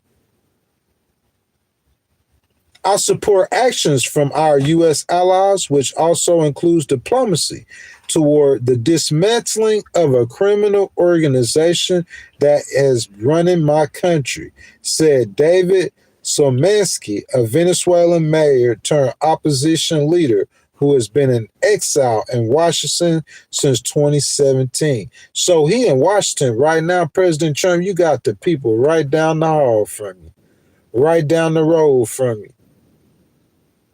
A criminal organization. This is the words of Venezuelans who lived in Venezuela, who served in Venezuelan government. This isn't President Trump's words. President Trump's just reacting to years of what's been coming. Maduro, it's your time, buddy. You've been doing all that wrong that you've been doing over there, and God focused on you now, buddy. It's your turn. If he want to live a good life, he could go exile right now. Just leave right now. That's another thing I would be telling President Trump. I wouldn't be talking to him. Though. Be telling him, get on down. That's all you got to do, boy. You want to live? You want to live out the rest of your days? Go on, get on down. Get on out of there. That's the only talking I could do with you, Maduro. You got to get on out of there. That's it. Yeah, regime change in Venezuela. Yeah, big ghost city. Get on out of there, Maduro. Your time's up. God said your time up. You got to go. That's all he got to do is fly on out. And we could go on ahead and bring the aircraft carriers back. Tell them to fly on out. Because you got to go one way or the other. Slaminsky said he believes the kind of pressure the Trump administration is placing on Maduro through the military buildup in the Caribbean could push him for power. I promise you, I never read that before. Although he didn't say how. We are very close, but refuse to estimate a timeline or theorize on those next steps. Slaminsky, he got the answers. I know President Trump and them already got stuff going on, just trying to act like they don't, because you're going to have that. You got to have your strategy, President T. You need to have them plans. Them generals, whoever making that, and them and Machado, the Nobel Peace Prize, and then plans. And that's how you win. Because you're going to execute every one of them plans. If you don't execute it, spin the block and go execute. Go try it again. Try again. But I'm saying just hitting boats out the water and just put military hardware and pieces in place. I'm saying that alone is not going to remove him. Former officials and experts caution that isolated airstrikes. That's just a tactic. All those tactics could be a part of a bigger and broader strategy, little bitty pieces. But I'm saying if you just focused on the piece, knocking the boat out the water is just a piece of a broader strategy. You got to put them pieces together to get a plan. And how you going to get this dude out of here without messing the world up? Real talk. Okay? Those airstrikes are the sort that Trump denies he is considering, but for which analysis says U.S. forces appear to be preparing, will be unlikely to oust Maduro, just like I said, who has already survived several coup attempts and years of international economic sanctions. This could be very messy. Yes, it could be. That's why I got ahead of it, and I talked about this first, because this is something he looked like they finna move on this. It really do. Y'all gonna be picking up the newspaper, reading about this. It look like they getting closer and closer to doing something with this situation. This could be very messy, said a U.S. official with years of experience on Venezuela, who spoke on the condition of anonymity to discuss ongoing policy deliberations, while the opposition clearly has broad support in Venezuela. Maduro has spent years steadily tightening his grip on power. Venezuela's security apparatus is built in layers, with the conventional, hierarchical military, guerrilla groups, and informal gangs, all playing different roles under high surveillance, he said. A complex structure not easily unraveled, especially from the outside, especially from the outside. Trump's Venezuela policy has shifted over the year. He began his second term with signals that he was ready to engage, not attack Maduro. Trump envoy Richard Grenell headed up engagement and traveled to Caracas, where the initial meetings went well, according to an individual briefed in the engagement, who spoke on the condition of anonymity to discuss sensitive diplomacy. Maduro basically agreed to everything the Trump administration asked for. What I said earlier, y'all. What I said. If you go down there and talk to him, what I said. He gonna foo-foo and shoot you. What you want to talk to him for? You did that before, earlier, right? Maduro basically agreed to everything the Trump administration asked for, from accepting deportation flights after initial refusal to preferential treatment for American companies. Maduro was really kind of excited when Trump won the election. But over the summer, this is what changed. The White House abandoned engagement and in September began carrying out the strikes in the sea. Excuse me. Excuse me, y'all. Which have killed at least 70 people, including a strike Thursday that the Pentagon said left 3 people dead. The attacks have sparked legal questions and human rights objectives. Why would I be looked at as the bad guy or the aggressor when I have someone who's crying out for help who's Venezuelan? It's just common sense. A top Nations official said last week that they violate international law and amount to extrajudicial killings. Extrajudicial killings. I mean, I guess that's killings outside of the judiciary system.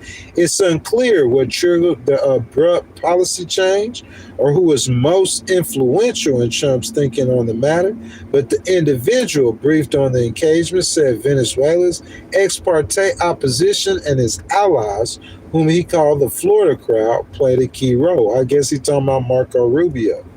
Venezuela's opposition has long been aligned with Marco Rubio. So Marco and Miss Machado is good friends. That's a great thing. Trump's Secretary of State, he traces his political roots to the South Florida communities that champion anti-communist Latin American, who he represented in elected office, including as a senator. Rubio described Machado as the personification of resilience, tenacity, and patriotism in a tribute he wrote to her in Time magazine this year. In media appearances, Machado links U.S. Venezuela policy to larger regional change. Once Maduro goes, she's already planning for it. Maduro, you got to get out the way. The Cuban regime will follow. The Nicaraguan regime will follow. And for the first time in history, we will have an America free of communism and narco dictatorship, she said in an interview on NPR in October after her Nobel win. While most of those killed in Trump's strikes against alleged drug traffickers at sea were believed to be Venezuelan nationals, the opposition has largely avoided criticizing the attacks. Machado says targeting Latin American drug networks is necessary to cut the inflow of criminal money to the Maduro regime and to weaken his hold on power. Everybody knows Maduro is the head of the biggest drug cartel, the Cartel of the Suns, also the head of Tren de Aragua, she told Fox and Friends in October. So Miss Machado, the Nobel Peace Prize winner, is saying her illegitimately elected president in Venezuela is the head of the biggest drug cartel, the Cartel of the Suns. And he's the head of Tren de Aragua. Trump has said Maduro directs Tren de Aragua, a Venezuelan-based group, but a U.S. intelligence assessment has said that that's not true. And experts have said that the group is not deeply involved in narcotics trafficking. The fight against drug gangs forms the underlying justification for Trump's strikes and military buildup. In her Miami video address this week, Machado, struck a hopeful tone, predicting that the potential ouster of Maduro under Trump could draw Venezuelans who fled poverty and repression to return. We want them back. And as soon as Maduro go, you will see hundreds of thousands of Venezuelan migrants coming back home. Guys, I'm going to tell y'all something that you probably not going to hear from no one else. This is layers of thought. Having the thought of that I had before, I will say this. President Biden, they call VP Harris the border czar. Remember that? He gave her a job, and her job was to find out the root cause for migration in South America and Latin America. You guys remember that? What I will say to that is this is getting President Trump, he don't even realize or know this, but he is getting to the gist of actually solving what's causing the people to run from Venezuela. What other places she said? She said Venezuela and Nicaragua. And what other place she said? Because I'm going to take her word for it. She from down there. She knows. And she says Cuba. The Cuban regime. The Nicaraguan regime. You see what I'm saying? She didn't say nothing about the Colombian. But what I'm saying is one of the main reasons why she's saying, according to her, they're freeing from repression and poverty is because you got a corrupt narco president. I think that's huge. Because if what she's saying is true, and that thousands, hundreds of thousands, isn't that what she said? Hundreds of thousands of Venezuelan migrants will come back home if you change the government, if you stop oppressing the people. I would imagine these people do have national pride, wouldn't you say? When you say that they love their country, they love their nation, and they fled and left their country and their nation because of oppression. Well, she's saying if they come back home, then you know what that makes me think? That makes me think that they won't leave. So if you change in the leaderships of these countries and certain nations in South and Central America, then maybe the immigration, maybe that's how you fix immigration.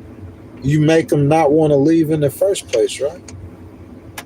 And if they do leave, they'll leave legally, and they'll probably want to go back home, right? You make them not want to leave in the first place. That's what she's saying. She's saying if we could get rid of these bad leaders, then not only will they not want to leave, Ghost, we could have the ones that left to come back home to have opportunity. They fled because of poverty and repression. I just thought about that, man. You know what I'm saying? So that's something that's going on. President Trump just got to work through it. Guys, if y'all have not liked the video, I ask that y'all like the video, subscribe to the channel. Make sure you guys hit that notification bell. Also, guys, I want to let you guys know that we still have that super chat open. Super chat, super thanks, super stickers. You know what I'm saying? If you guys want to donate to the channel, your donations would be much, much, much appreciated. So guys, I want to jump down. Red G, what's up, my boy? Red G, what's up? Tammy Lee says corruption. She says, thought it was communist. What's up, Red G? How you doing? Hadn't seen you. He said Nicaragua. Michelle, Nicaragua. Hey, Red G, I hadn't seen you in here in a minute, my boy. You know what I'm saying? We got that rhyme with Ghost Rider going on right now. You know what I'm saying? I've been streaming y'all for about an hour and 45 minutes. I want to first start off by saying if you guys want to become a member of the channel, oh yeah, I know, nigger wagwa. If y'all want to become a member of the channel, you guys go ahead and hit that button with the $ in it. $2.99 for channel memberships. If y'all want to donate to the channel, any kind of donations you guys want to give to the channel, if you want to have your comment read, you want to start a conversation, super chat, super thanks, super stickers, they start at 99 cents. The button with the $ in it, your donations are much appreciated. Guys, I'm in here kicking it. I'm just in here chilling, guys. This ain't Cruising with Ghosts. If this was Cruising with Ghosts, you know what I'm saying, I'll show y'all my surroundings. You know what I'm saying? Oh, man, look at my boy Red G. My boy Red G with that $20 sticker. You know I got those people. Red G, man, he been supporting me from day one. I swear on everything I love. New Orleans, right, Red G? I think he from Louisiana. He been in here, coming in here, supporting me from day one. I'm saying, bro, we have Democrats, we have Republicans, we argue, we do this, we do that, but the support is still the same. Because he knows I'm an authentic person, bro, and I'm going to speak the truth. I'm going to tell the truth. You know what I'm saying? Oh, man, look at that. Look at that. Michelle threw $2. Thank you, baby. Thank you, thank you, thank you, thank you. Oh, he said Curry hit last night from everywhere. Hey, that happens sometimes, man. You get Steph, bro. You know what I'm saying? You just got to get lucky to pick him at the right time. But I'm saying, bro, you going to get that with Steph, man. Like, I say Klay Thompson, too, man. Like Red G. I would watch Klay, too, because Klay is a shooter like that, too, man. I'm talking about they shoot high percentage from the three-point line and, like, long-range two-pointers. You know what I'm saying? So, yeah, man, he probably been playing that sports book, though. Red G, dog, I appreciate the love, baby. You've been supporting from day one. And then, Miss Michelle, thank you for coming in here and supporting with that $2 donation, man. You guys, the only way I get my donations is from you. You see what I'm saying? So everything you guys see me doing, you know, I just went on that tour, 4 months all across America. I'm still in New York. I got to make my way out to the south or to the west, wherever I'm going. But I'm saying, like, those 4 months, all of this stuff that I've done, all of the money that I've spent, like doing Legal Wars Live, the only place I get money from is from you guys. I don't get it from nowhere else. So your donations mean that much more to me. I appreciate you. I thank you guys, every last one of you guys. Somebody says Larry Bird Magic. Now I'm telling you, no, Steph, he one of a kind, bro. I ain't never seen no shooter like Steph. I think Steph probably one of the best shooters in NBA history. I really do. Larry Bird was like Magic Johnson kind of. He's like a more of a all-around basketball player. He could shoot. He could do everything. He could pass. He could dunk. I mean, like Magic. He like a more of a Magic, a guard pretty much anywhere on the court. Steph is a shooter. Steph would drive to the rack. Steph would facilitate. He could throw passes, but Steph is a shooter, bro. He is a pure shooter. If I wanted to build my team around a player, Steph Curry would probably be one of the first players I pick. I could see Steph playing two. He could play the two guard. But I'm saying he played point and he is a shooter. You know what I'm saying? Let's see.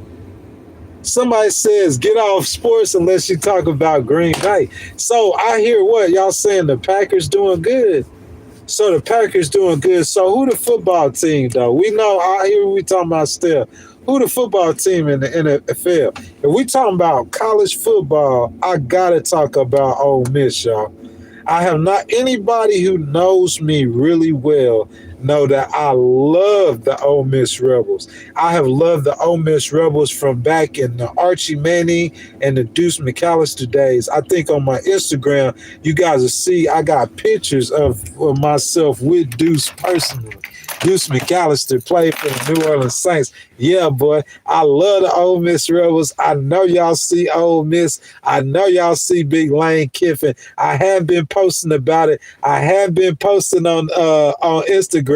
The Saints ain't doing that well, but we'll get a first-round draft choice. We'll be back next year, Red G. So who that to the Saints? But Ole Miss, baby, hotty toddy. Yes, indeed. We going to the playoffs, baby. We in the national championship conversation. And listen, guys, I have left Mississippi for the time being. It might be for a little time. I don't know how much time, but I know it's going to be for some time. So besides me leaving Mississippi, bro, there's one thing that will be constant with me. If there's anything outside of my family that I will always have love for in the state of Mississippi, and that's the Ole Miss Rebels.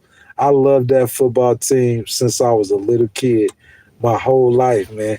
But I ain't gonna get on here talking about Ole Miss though.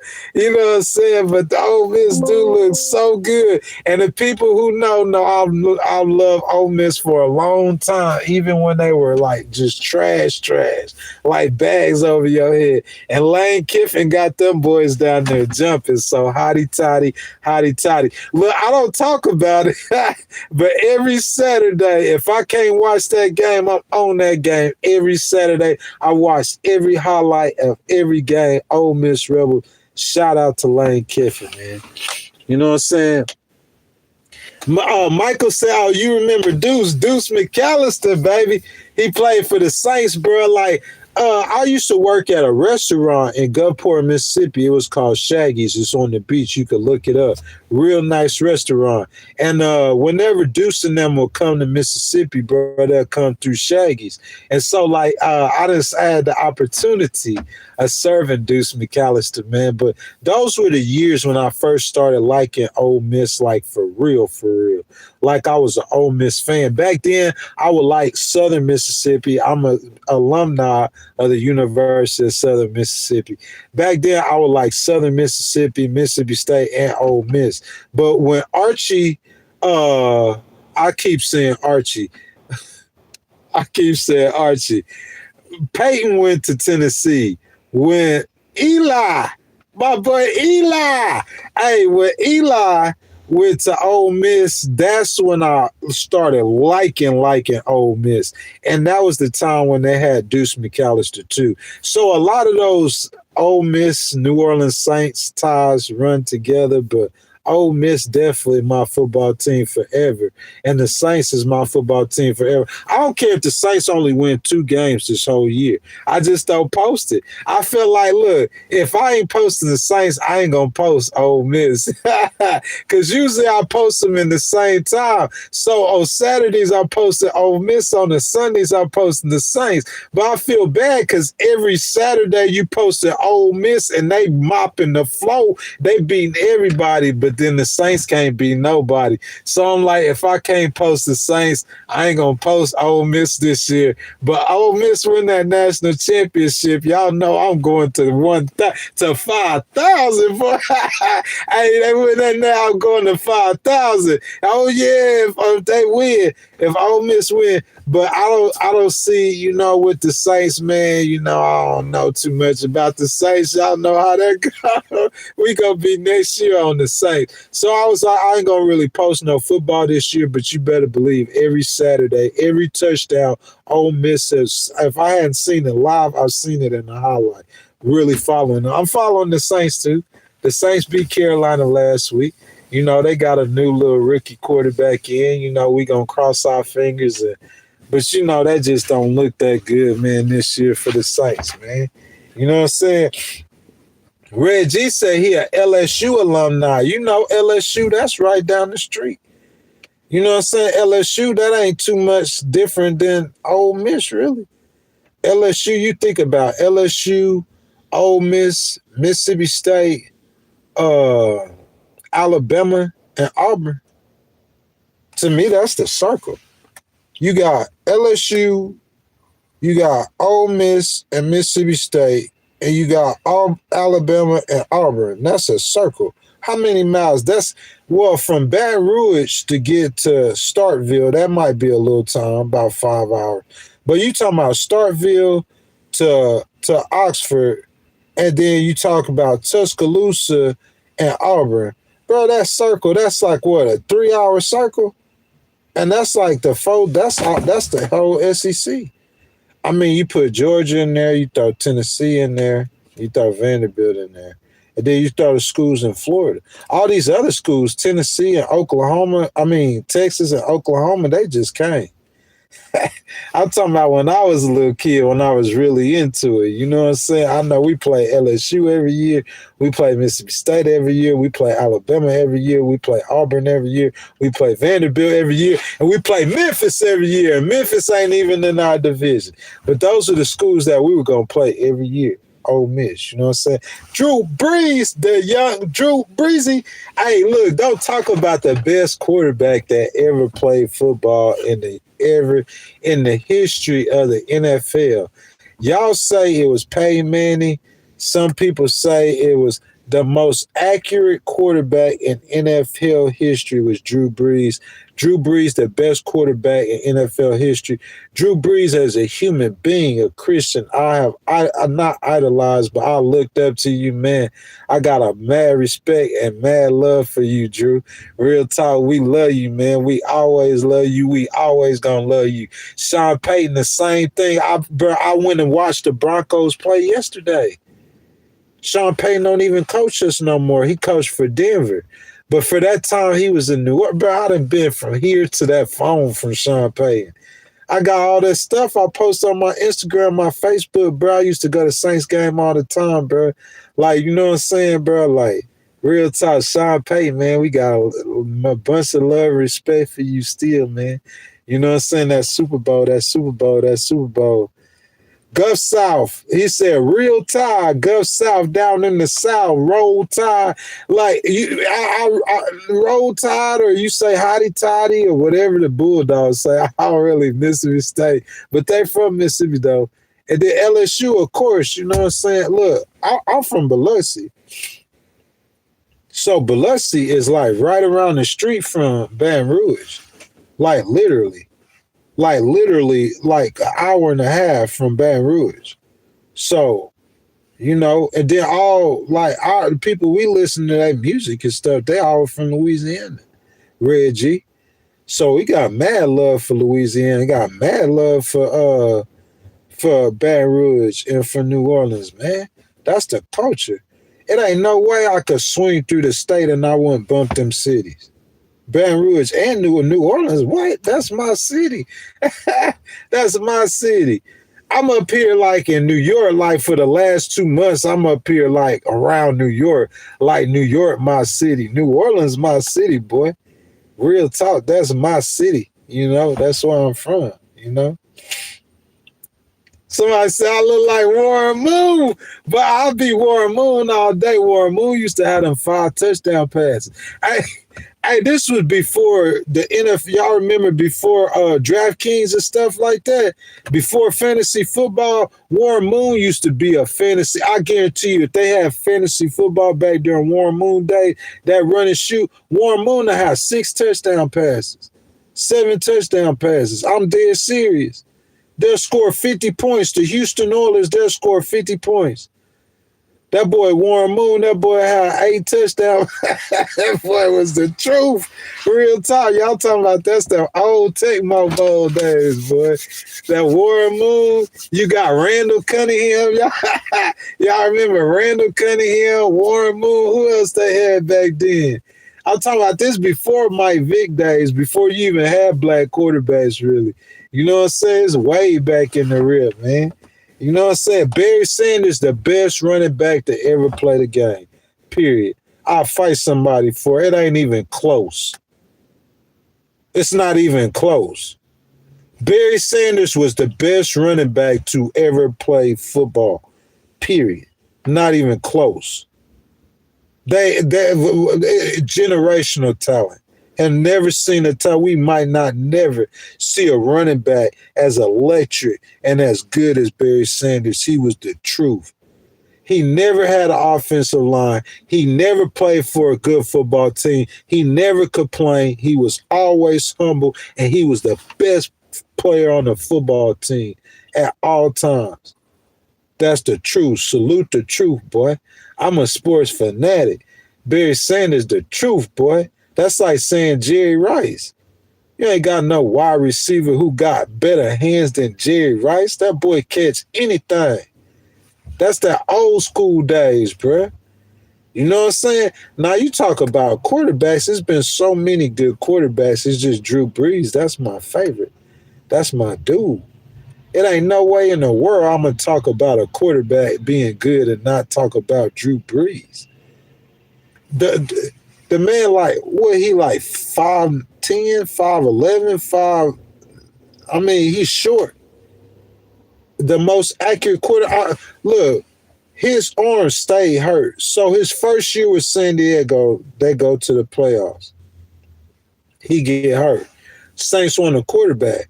San Diego, they give up. They want to keep Phillip Rivers. Phillip Rivers ain't never won no Super Bowl, but they gave up Drew Brees. So Drew Brees come to New Orleans, right? And so Sean Payton got Drew Brees. They got New Orleans, bro. So like when he came, his arm was hurt. That time when he first came to New Orleans, I'm talking about year like number 3, year number 4 in New Orleans.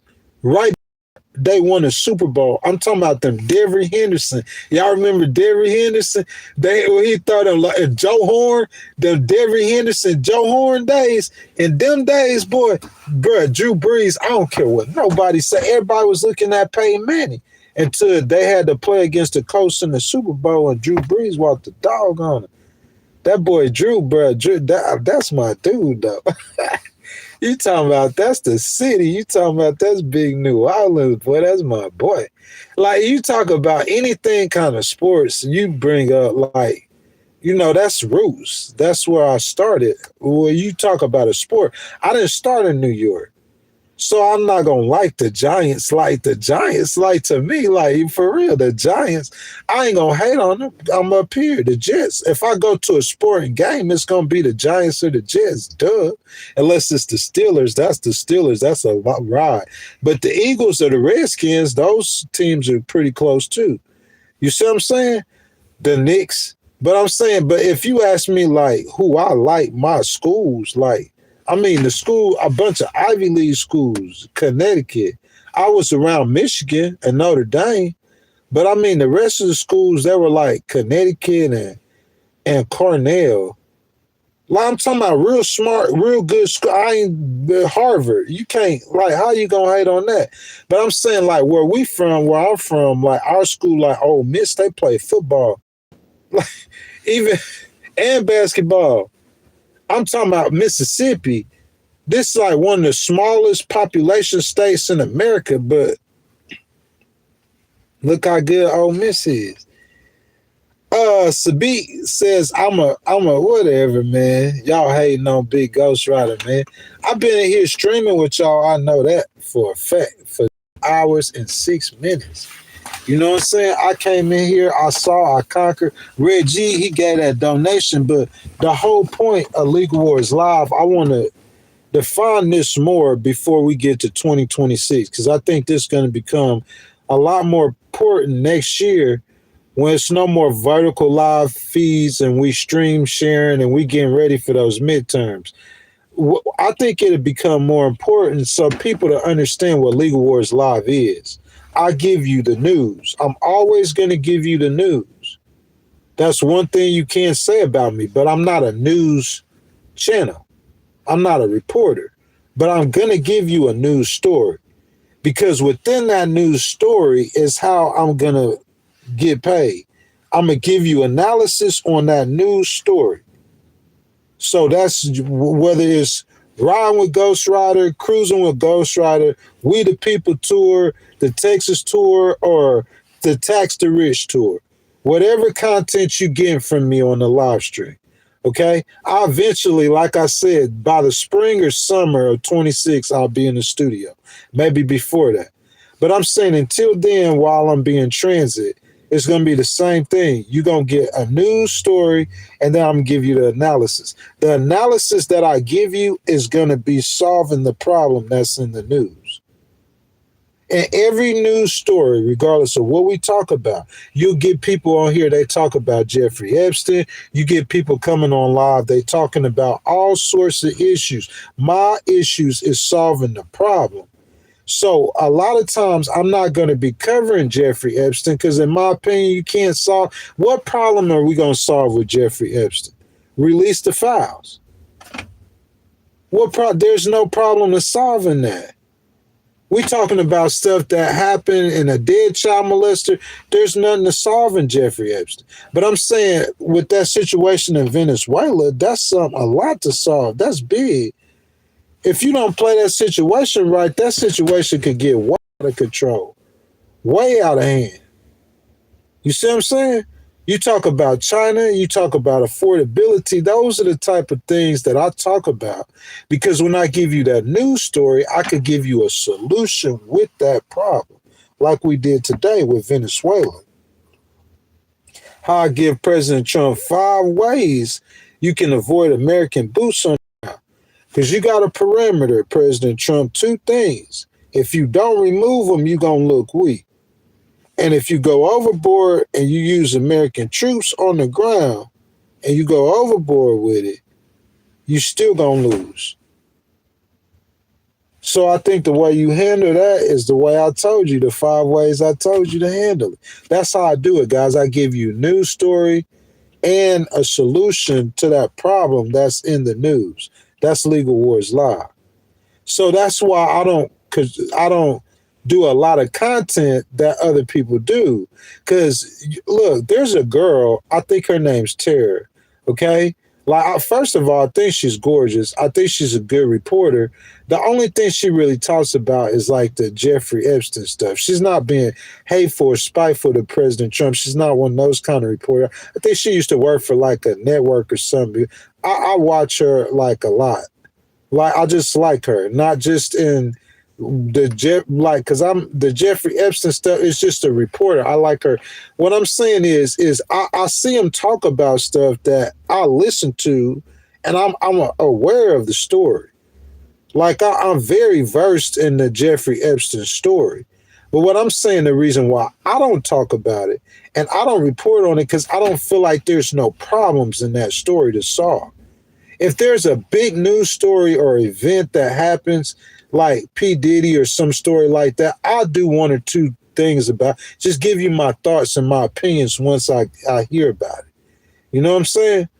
Or if some big rapper died or something like that, I go watch academics in them or somebody who know what they talk about, and I hear what they got to say, and then I form my opinions off of listening to people who know what they talking about saying.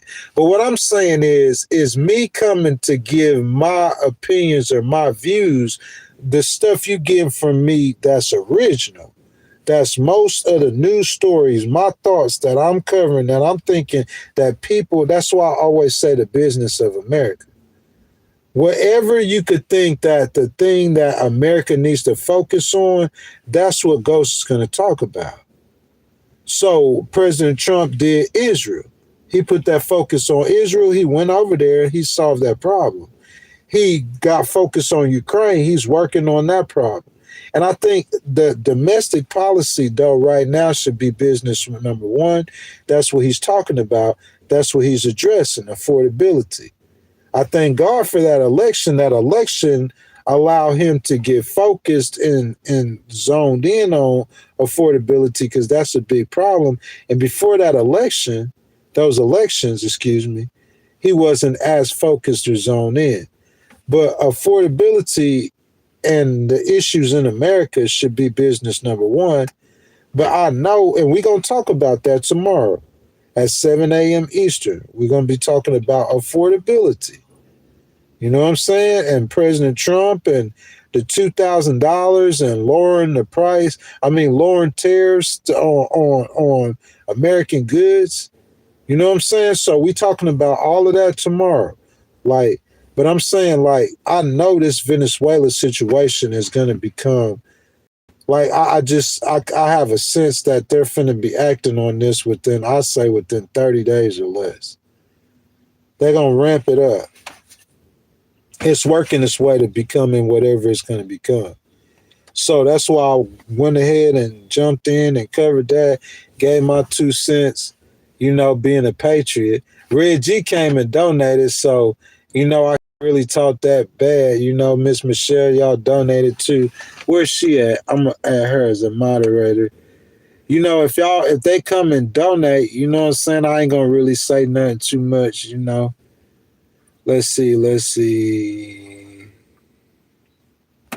But yeah, man, I just come do my patriot thing, do my 2 cents thing, get a little donation, give a little, you know what I'm saying? That's pretty much it. 5 ways, President Trump. Number 1, you need to connect with the opposition to Maduro in Venezuela. We trying to overthrow the Venezuelan president without putting 1 American boot on the ground. That's the goal. Number 1, you need to connect with the opposition in Venezuela and that's Machado, Miss Maria Machado. She's the Nobel Peace Prize winner. Number two, she is the Nobel Peace Prize winner. You need to come out and publicly support her. I think that's gonna. If when you say what's the purpose of President Trump publicly endorsing or supporting her, I think that sends a signal to all the people in Venezuela. Number one, it sends a signal to the people in America, and it sends a signal to the people in the world. That's why I say the number two thing is you publicly support her. The number three thing is you need to get behind her. Let her be the forefront of this fight. So that way you won't be like how you accuse President Obama or how he accused President Obama of picking on Libya or how they say America with Afghanistan and Iraq. You don't want to make America look like a bully. America won't look like a bully if America is just coming to the rescue of a Nobel Peace Prize winner. You feel that? So that's number three is let Miss Machado be the voice. And number four, once you do that, you're going to need to build a coalition of more nations in South America than Trinidad and Tobago. And you need to, what I would do is I would start with 1, 2, 3, 4 nations. And I would, just like he did the Abraham Accords, I would do some sort of accords like that in South America, where you have in all the nations that signed that. You know how when the president, he's running for president, and he is say that we're going to sign this pact to say that we'll support the Republican nominee. You need to get them on like the Abraham Accords to come together and to sign something that says they're going to each fight against corruption and drug dealing. Oh, you ain't got no drug dealer in Nicaragua. How y'all said I said it? Nicaragua, Nicaragua, Nicaragua, and Nicaragua. You know what I'm talking about. Hey, you ain't got no drug dealers down here. Your president ain't no drug dealer. Okay, well then sign this paper then. And you can hold them to it. You know what I'm saying? He needs to come together with some kind of coalition of those South American nations. You need to join them together. Like, aren't we all against selling drugs? We don't want drugs in our communities in South America, do we? Well, let's start this coalition. We're gonna further put pressure on Maduro to get him out the way.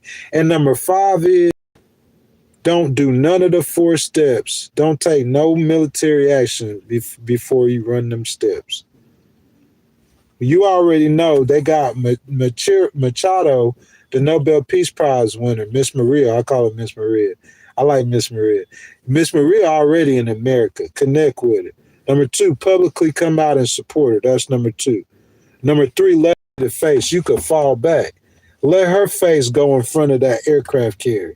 If they see American bombs start to drop, let her face. We fight. We doing this for the people of the Venezuela. We freeing the people of Venezuela. That's number 3. Number 4, you need to get a coalition so people won't start turning on you and getting up and walking out when you talking like BB experienced not too long ago. You need to get a coalition so you don't look like a bully or what they call it, American extremism, American whatever. Get your coalition together. And number 5, don't start no airstrikes or none of that till you do everything goes tell you. Hey, come on. You can't win. If you do that, you will not lose. I don't even know what's going on in the situation, really, y'all. I don't have none of the intelligence. How is that for a raging lunatic, President Trump? I'll be your top advisor. Every President Trump will be calling my phone at 2 o'clock in the morning. He couldn't sleep.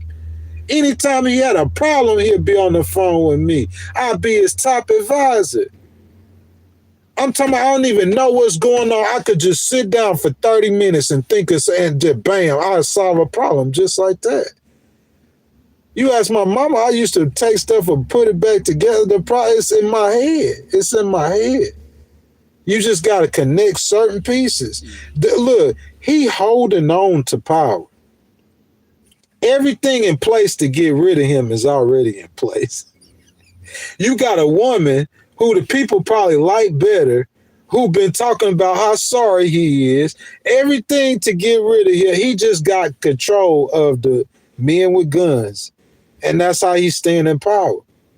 I'm saying President Trump coming in there with bigger guns. All you gotta do is connect with her, and then you know what I'm saying. If you, I can't sit here and just give you a 20-point peace plan or 100-point plan. If you want me to do work like that, you gotta pay me. I know Red G paid me, but I've been streaming for 2.5 hours. You know what I'm saying? And I appreciate the donations. I wouldn't be doing nothing else with my time. You know what I'm saying? But I mean, like, so that's straight, that donation. But I'm saying, like, if you want me to, like, solve that problem, if you pay me, I promise you, I'll tell you some stuff. You think you sit here and listen to me and you hear me say stuff you ain't never, what? He think like that? Imagine if you were paying me to solve it. Well, I'm sitting there taking it dead serious, like this has a, like it's work, like I'm looking at it like that, bro. To rearrange the whole world and put it in the correct order. My mind could see the correct order. So every time you can ask my pops, like I used to tell him, like all that stuff irritate, because I know it's not in the right order. My mind could see the correct order it's supposed to be in. And I'm saying any problem like that, I could see the order you're supposed to go in like that. President Trump, you need to connect with her. Like she gonna save you a lot of heartache and grief. She gonna let you drop a nuclear bomb in there. Real talk. You know they ain't gonna drop no nuke. It ain't no two. All he gotta do, Venezuela, he could flick that dude. America's so much stronger than them. And you could take a few little, he gonna be gone so quick and easy. This ain't no Russia-Ukraine situation. So it ain't no big power move like that. But what I'm saying is behind her, the world almost excuse anything. She is a Venezuelan. And she calling for the freedom of her people, like Nelson Mandela. That's like Martin Luther King. She like a freedom the whole world gonna support her. But if President Trump looking like it's gonna look bad like American imperialism, to where if you did it the right way, it'll look like American heroism. Y'all feeling that? If y'all hadn't liked the video, make sure y'all double tap the screen, man. Y'all ride with Ghost Rider. You feel me? Ride with Ghost Rider in the little BM, man. I'm out here in New York. It's kind of cold out here, man. It's say 38 degrees, but it was a little colder earlier, so I'll cut the heat on real quick. I'm going to step off for a second, man. 2 hours and 20 minutes we've been streaming. I'll get back down in the comments, man. Y'all want to keep going, man. We could keep cooking, man. You know what I'm saying? That's what I'm saying. If y'all donate, man, I'll hang out with y'all for the rest of the day, man.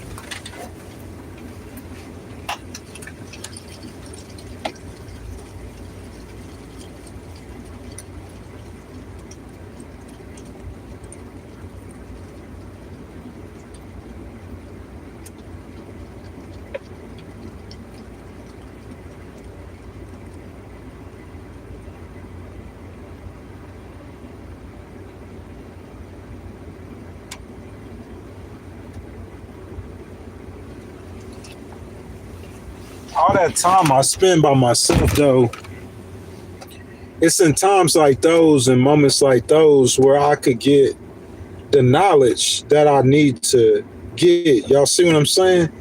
Like, if you around a whole bunch of people, like, you probably can't get as much knowledge as you need to acquire, should I say. I'm going to start saying words right. I need to pay attention more. I'm so goofy. You can't get enough knowledge as you need to acquire if you constantly, you know what I'm saying? For instance, when we do learn in groups, in classrooms. You see what I'm saying? But what I'm saying, if you sitting there and you reading a book by yourself, in my opinion, you're going to get a lot more out of it than you will in a group. Anything you doing by yourself, when I watch a football game that I really like watching, a lot of people like watching football game. I can't analyze the game correctly, in my opinion, if I'm with the homies. Because it's a different vibe when you kicking it with the homies watching the game than you watching it by yourself. You might still be drinking your beer and eating your pizza and eating your chips and dip, But when you by yourself, that's what I mean. So, like, I spent a lot of time, bro, by myself because I learned by myself. That's to me. That's when you get smart. All the people in the Bible. I'm a Christian. If you people don't know it, if you guys don't know it, all the people in the Bible, man, it's like they got wise and enlightened when they spend time with God by themselves. Yeah, less likely for war. He said Chad and Sudan. What up, Jessica? How you doing, baby? You said the more nukes, the less likely for war. Nah, I don't say that. I need to say I believe in nuclear proliferation or whatever. I believe in getting rid of the nuclear weapons. That's what I believe in. You don't need a nuclear weapon. The world don't need nuclear weapons. That's what I think. I don't think we'll ever rid ourselves from nuclear weapons, but I don't think the world needs nuclear weapons, though. What the world needs nuclear weapons for? We dropped a nuclear weapon, right? What? Japan, right? What's that? The late 50s, 60s? When was that? 40s? I'm not good with the dates. But I know we dropped a bomb in Japan to end World War II. What nuclear bomb has been dropped since then? You solved hundreds of disputes in the world since World War II without using a nuclear weapon. So why we can't solve the disputes in the world without nuclear weapons? We don't need nuclear weapons. Now, if there are nuclear weapons in the world, as Americans, we need to be the last ones to destroy it. To say if all the whole world say we all gonna get rid of our nuclear weapons, okay, so China, you go first. You destroy your first one, then I destroy one. You know, we got more weapons, more nukes than any of them. So after they destroy all theirs, then we'll destroy it. So if there's nukes in the world, then yeah, we need them if they're still in the world. If they're anywhere in the world, it needs to be in America. But I'm saying if you just saying that about the nuclear weapons in general, nah, we need to. I would, yeah, you need to cut down on them. What you need the nuclear weapons for? You could solve the problem or dispute with regular traditional warfare. You don't need a weapon that could kill people. That like no, I don't. Nah. What I need that for? What anybody in the world need that for? You don't need no nuclear bomb, man. No. Somebody said 2000, 1942. Just for testing. What you need nuclear weapon just for testing for? What you want to test a nuclear bomb for? If we didn't have any nuclear bombs, there wouldn't be need for testing them, right? We just wouldn't have. There ain't no nukes nowhere. Nobody don't have nukes. America don't have nukes. Japan don't have nukes. Nobody don't have nukes. Russia don't have nukes. China don't have nukes. Nobody has nukes. We could live in a world like that. But if we don't, then make sure we got some. You feel me? If Putin got nukes, make sure we got some too. We can't get rid of all of ours and they keep theirs. You feel what I'm saying? That's our power. The power is in that weapon. So if the world get rid of them, yeah, we get rid of ours too. But if y'all want to keep them, then oh yeah, we keeping ours too. If you want to test yours, then oh, we'll test ours too. That's how I feel. You go blow for blow. Whatever they do, we could do better. This America, baby. Y'all feel me? Mutually assured destruction. That's not what we want, though, is it? Is that what we really want, though? That's not what we want, is it? I'm saying, like, you trying to keep the world safe or... I mean, what's the goal? You know, peace and prosperity? Whatever the goal is, that's what we should work on together as a unit. You know what I'm saying? Like Americans, the Europeans, the Chinese, the Russians, we all should work together as a unit. Nah, don't make it go boom, man. We ain't trying to do that.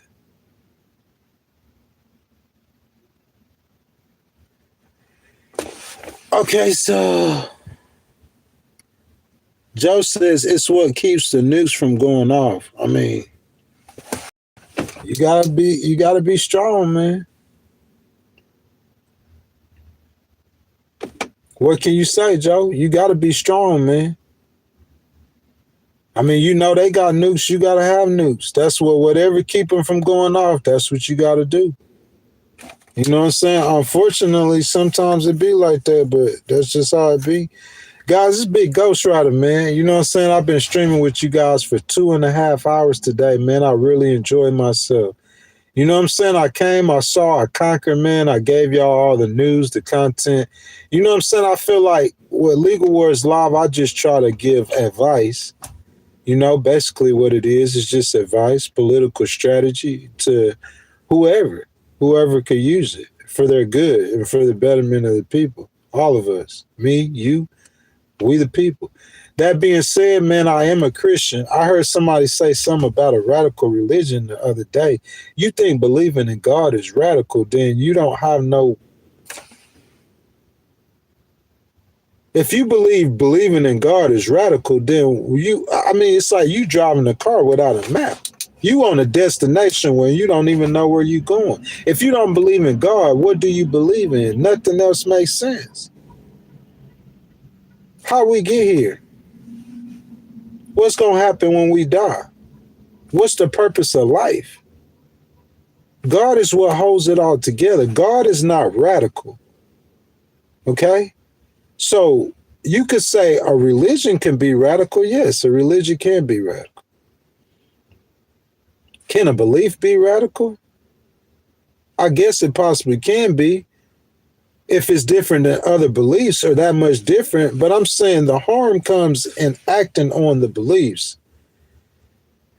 All of my beliefs that I teach or that I tell you about Jesus are nonviolent. There's no violence or harm in what I'm telling you. How can that be radical? If Jesus say to stop sleeping with another man's wife that ain't your wife, is that radical?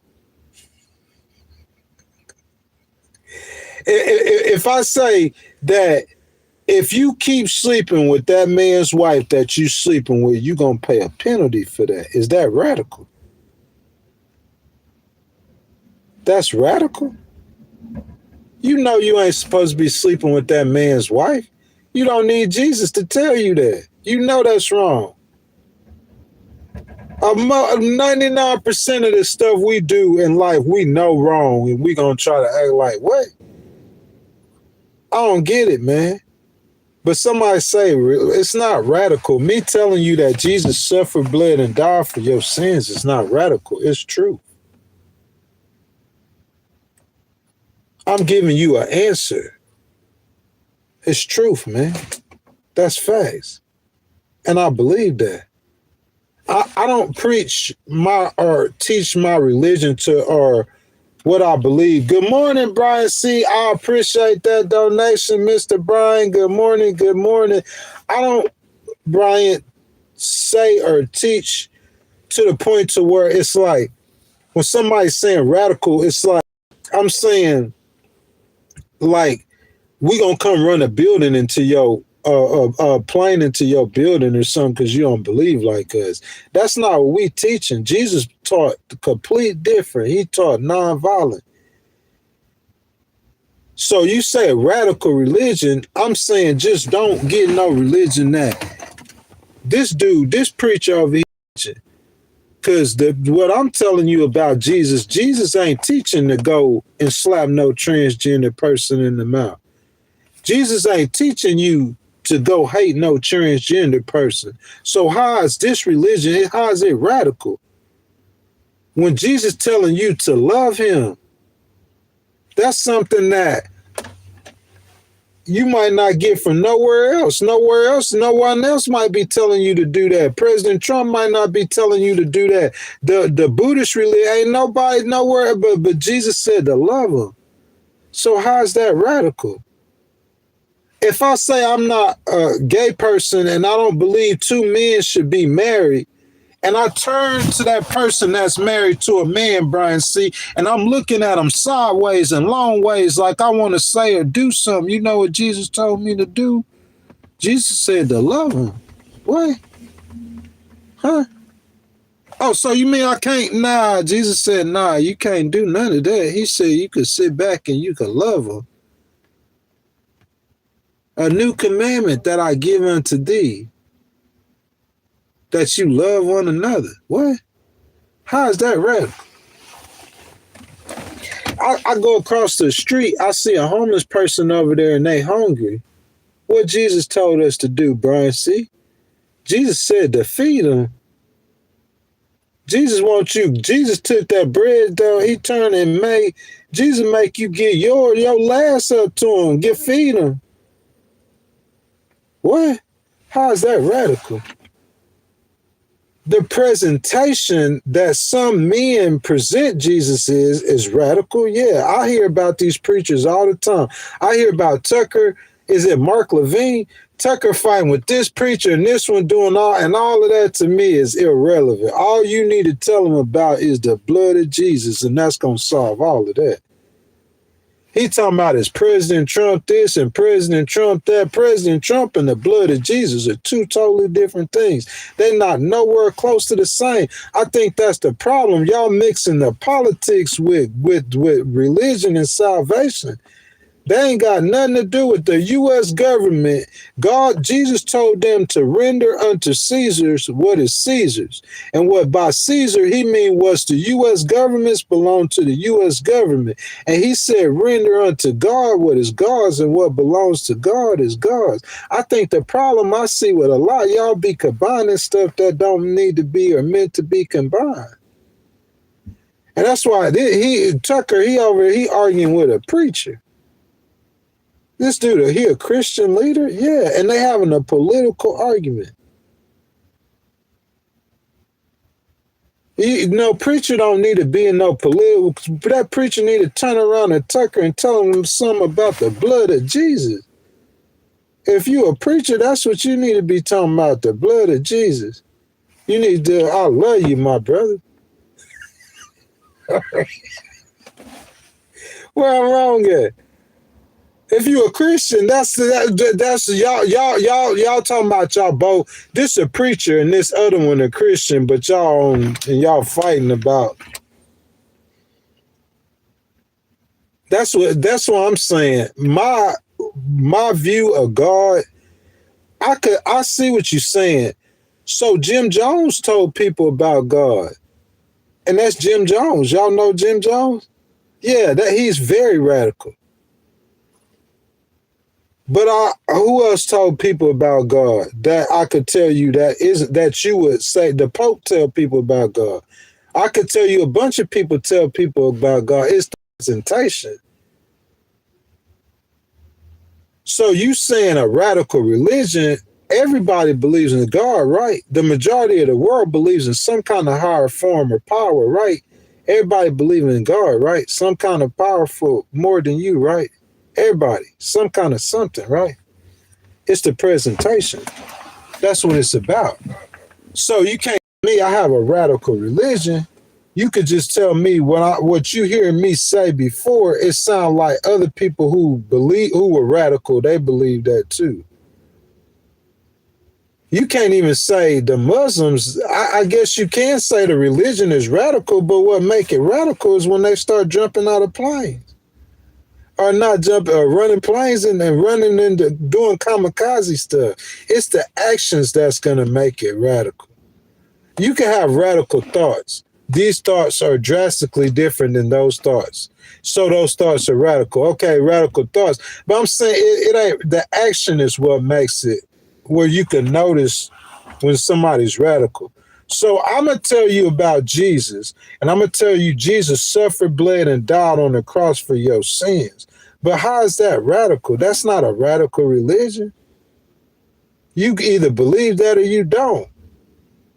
Now, if you talking about, and I tell you people that I believe you will go to hell, what's the purpose of me telling you not to eat that piece of candy, and you know that if you eat that candy, there ain't no consequences? What's the purpose of telling you not to do something if there's no consequences? Hell is just the consequences of our actions. If there's no hell, then how can you have, why is there a heaven if there's no hell? Who God gonna say no to then? Who gonna get punished for doing wrong if there's no hell? There has to be some sort of punishment. We want to say it's radical and it don't exist because we don't want to deal with the punishments. Instead of getting right, that's what I had to do. I got right. I got saved. I became born again. I got forgiveness of my sins. How I'm living right now today isn't all the way where I would choose to live if I didn't choose to follow Jesus. So yes, it's going to make you somewhat not really uncomfortable. You adjust to a new life in Jesus. I still do things that a Christian would say it's not in the Bible. They tell me about stuff that's not in the Bible, but I'll do stuff that Christians would say that isn't right or wrong. We all do. They do too. They just don't tell you about the stuff they do. You can't run no game on me. They don't tell you about the stuff they doing, but we all do stuff that ain't right, man. That ain't nothing new or special. God said ain't none good, no, not one. So I just wanted to come on here and say all of that for the people who say, I got a radical religion. The religion isn't radical at all. I don't even believe what I believe is a religion. It is a religion, but I don't think of it as religious. I haven't been to church in over a year. Easily. I'm not a religious person at all. You just got to know me to understand me. If you see me somewhere, you wouldn't classify me as religious. You might classify me as peculiar, but you wouldn't classify me as religious. If you see me somewhere, you wouldn't necessarily put Christian stigma that you see, negative Christian stigma, but I'm saying, but in my speech, in my talk, in my walk, in my actions, you will see God and Jesus. Definitely. So, I don't know, man. Somebody say it's a religion, though. It's a crazy religion, but a radical religion. They didn't use crazy. The word was radical. But I don't look at it as radical because Jesus don't teach me to do nothing radical to nobody. He teach me to love your ugly, sorry self.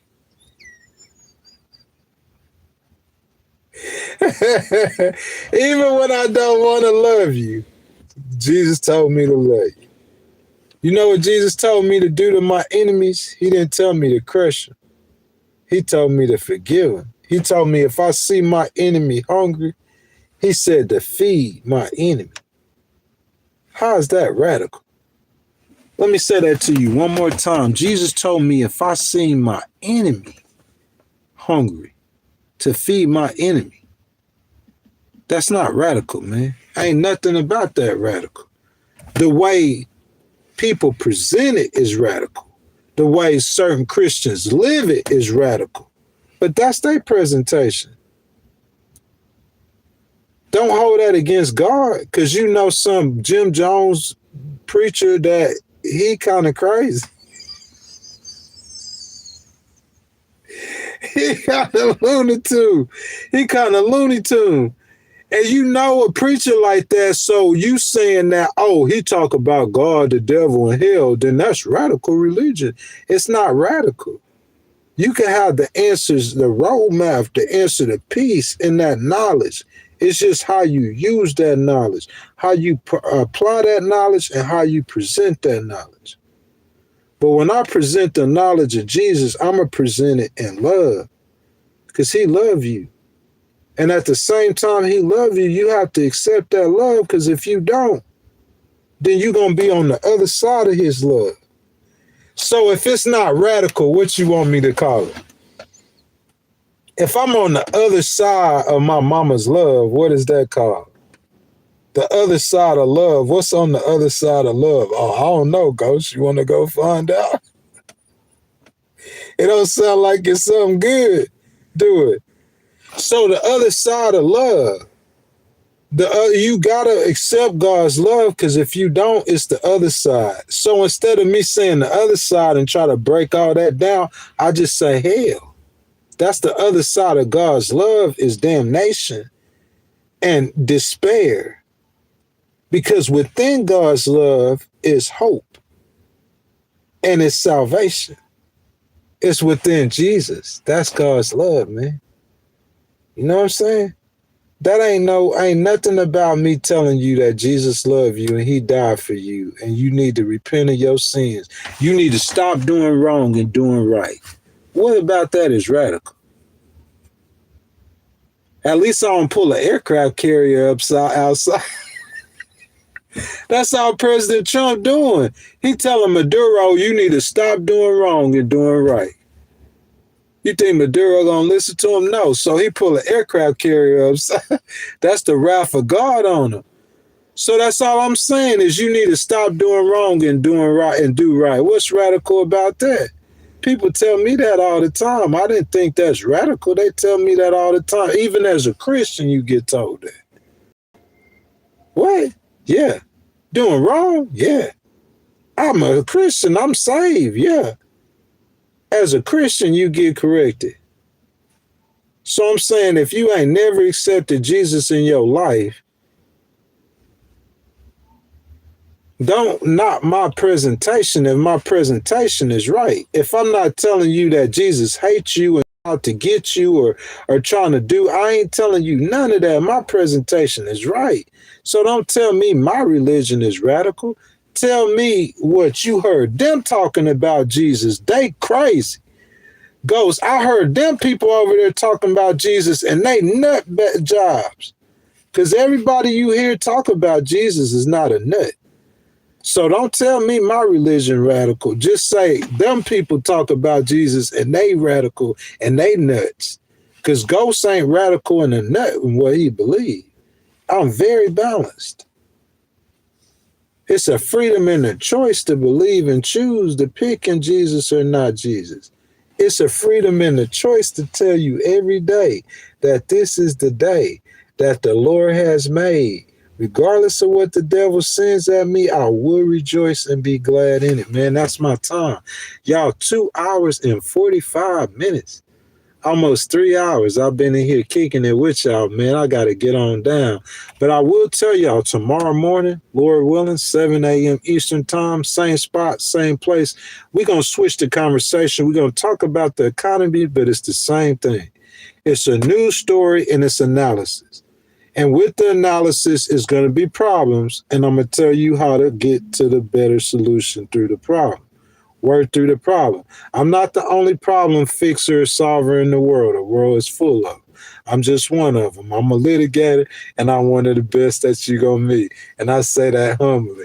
That's my time. I love y'all. Jesus loves you. Don't never forget that. He died for you. He's waiting for you with open arms. I will see y'all tomorrow. Ride with Ghost Rider, 7 a.m. Eastern time. Y'all, we got to get to Philadelphia. We got to get on the road again soon. I know the tour is over. So I'm going to do a cruising with Ghost pretty soon. And then I'm going to do the live stream. And when the live stream over, like right now, but way sooner, I'm going to pull up in a brand new city on y'all. And I'm going to let y'all, you know what I'm saying, share the experience with me. So that's it, y'all. I'll see y'all tomorrow morning, y'all. I'm out.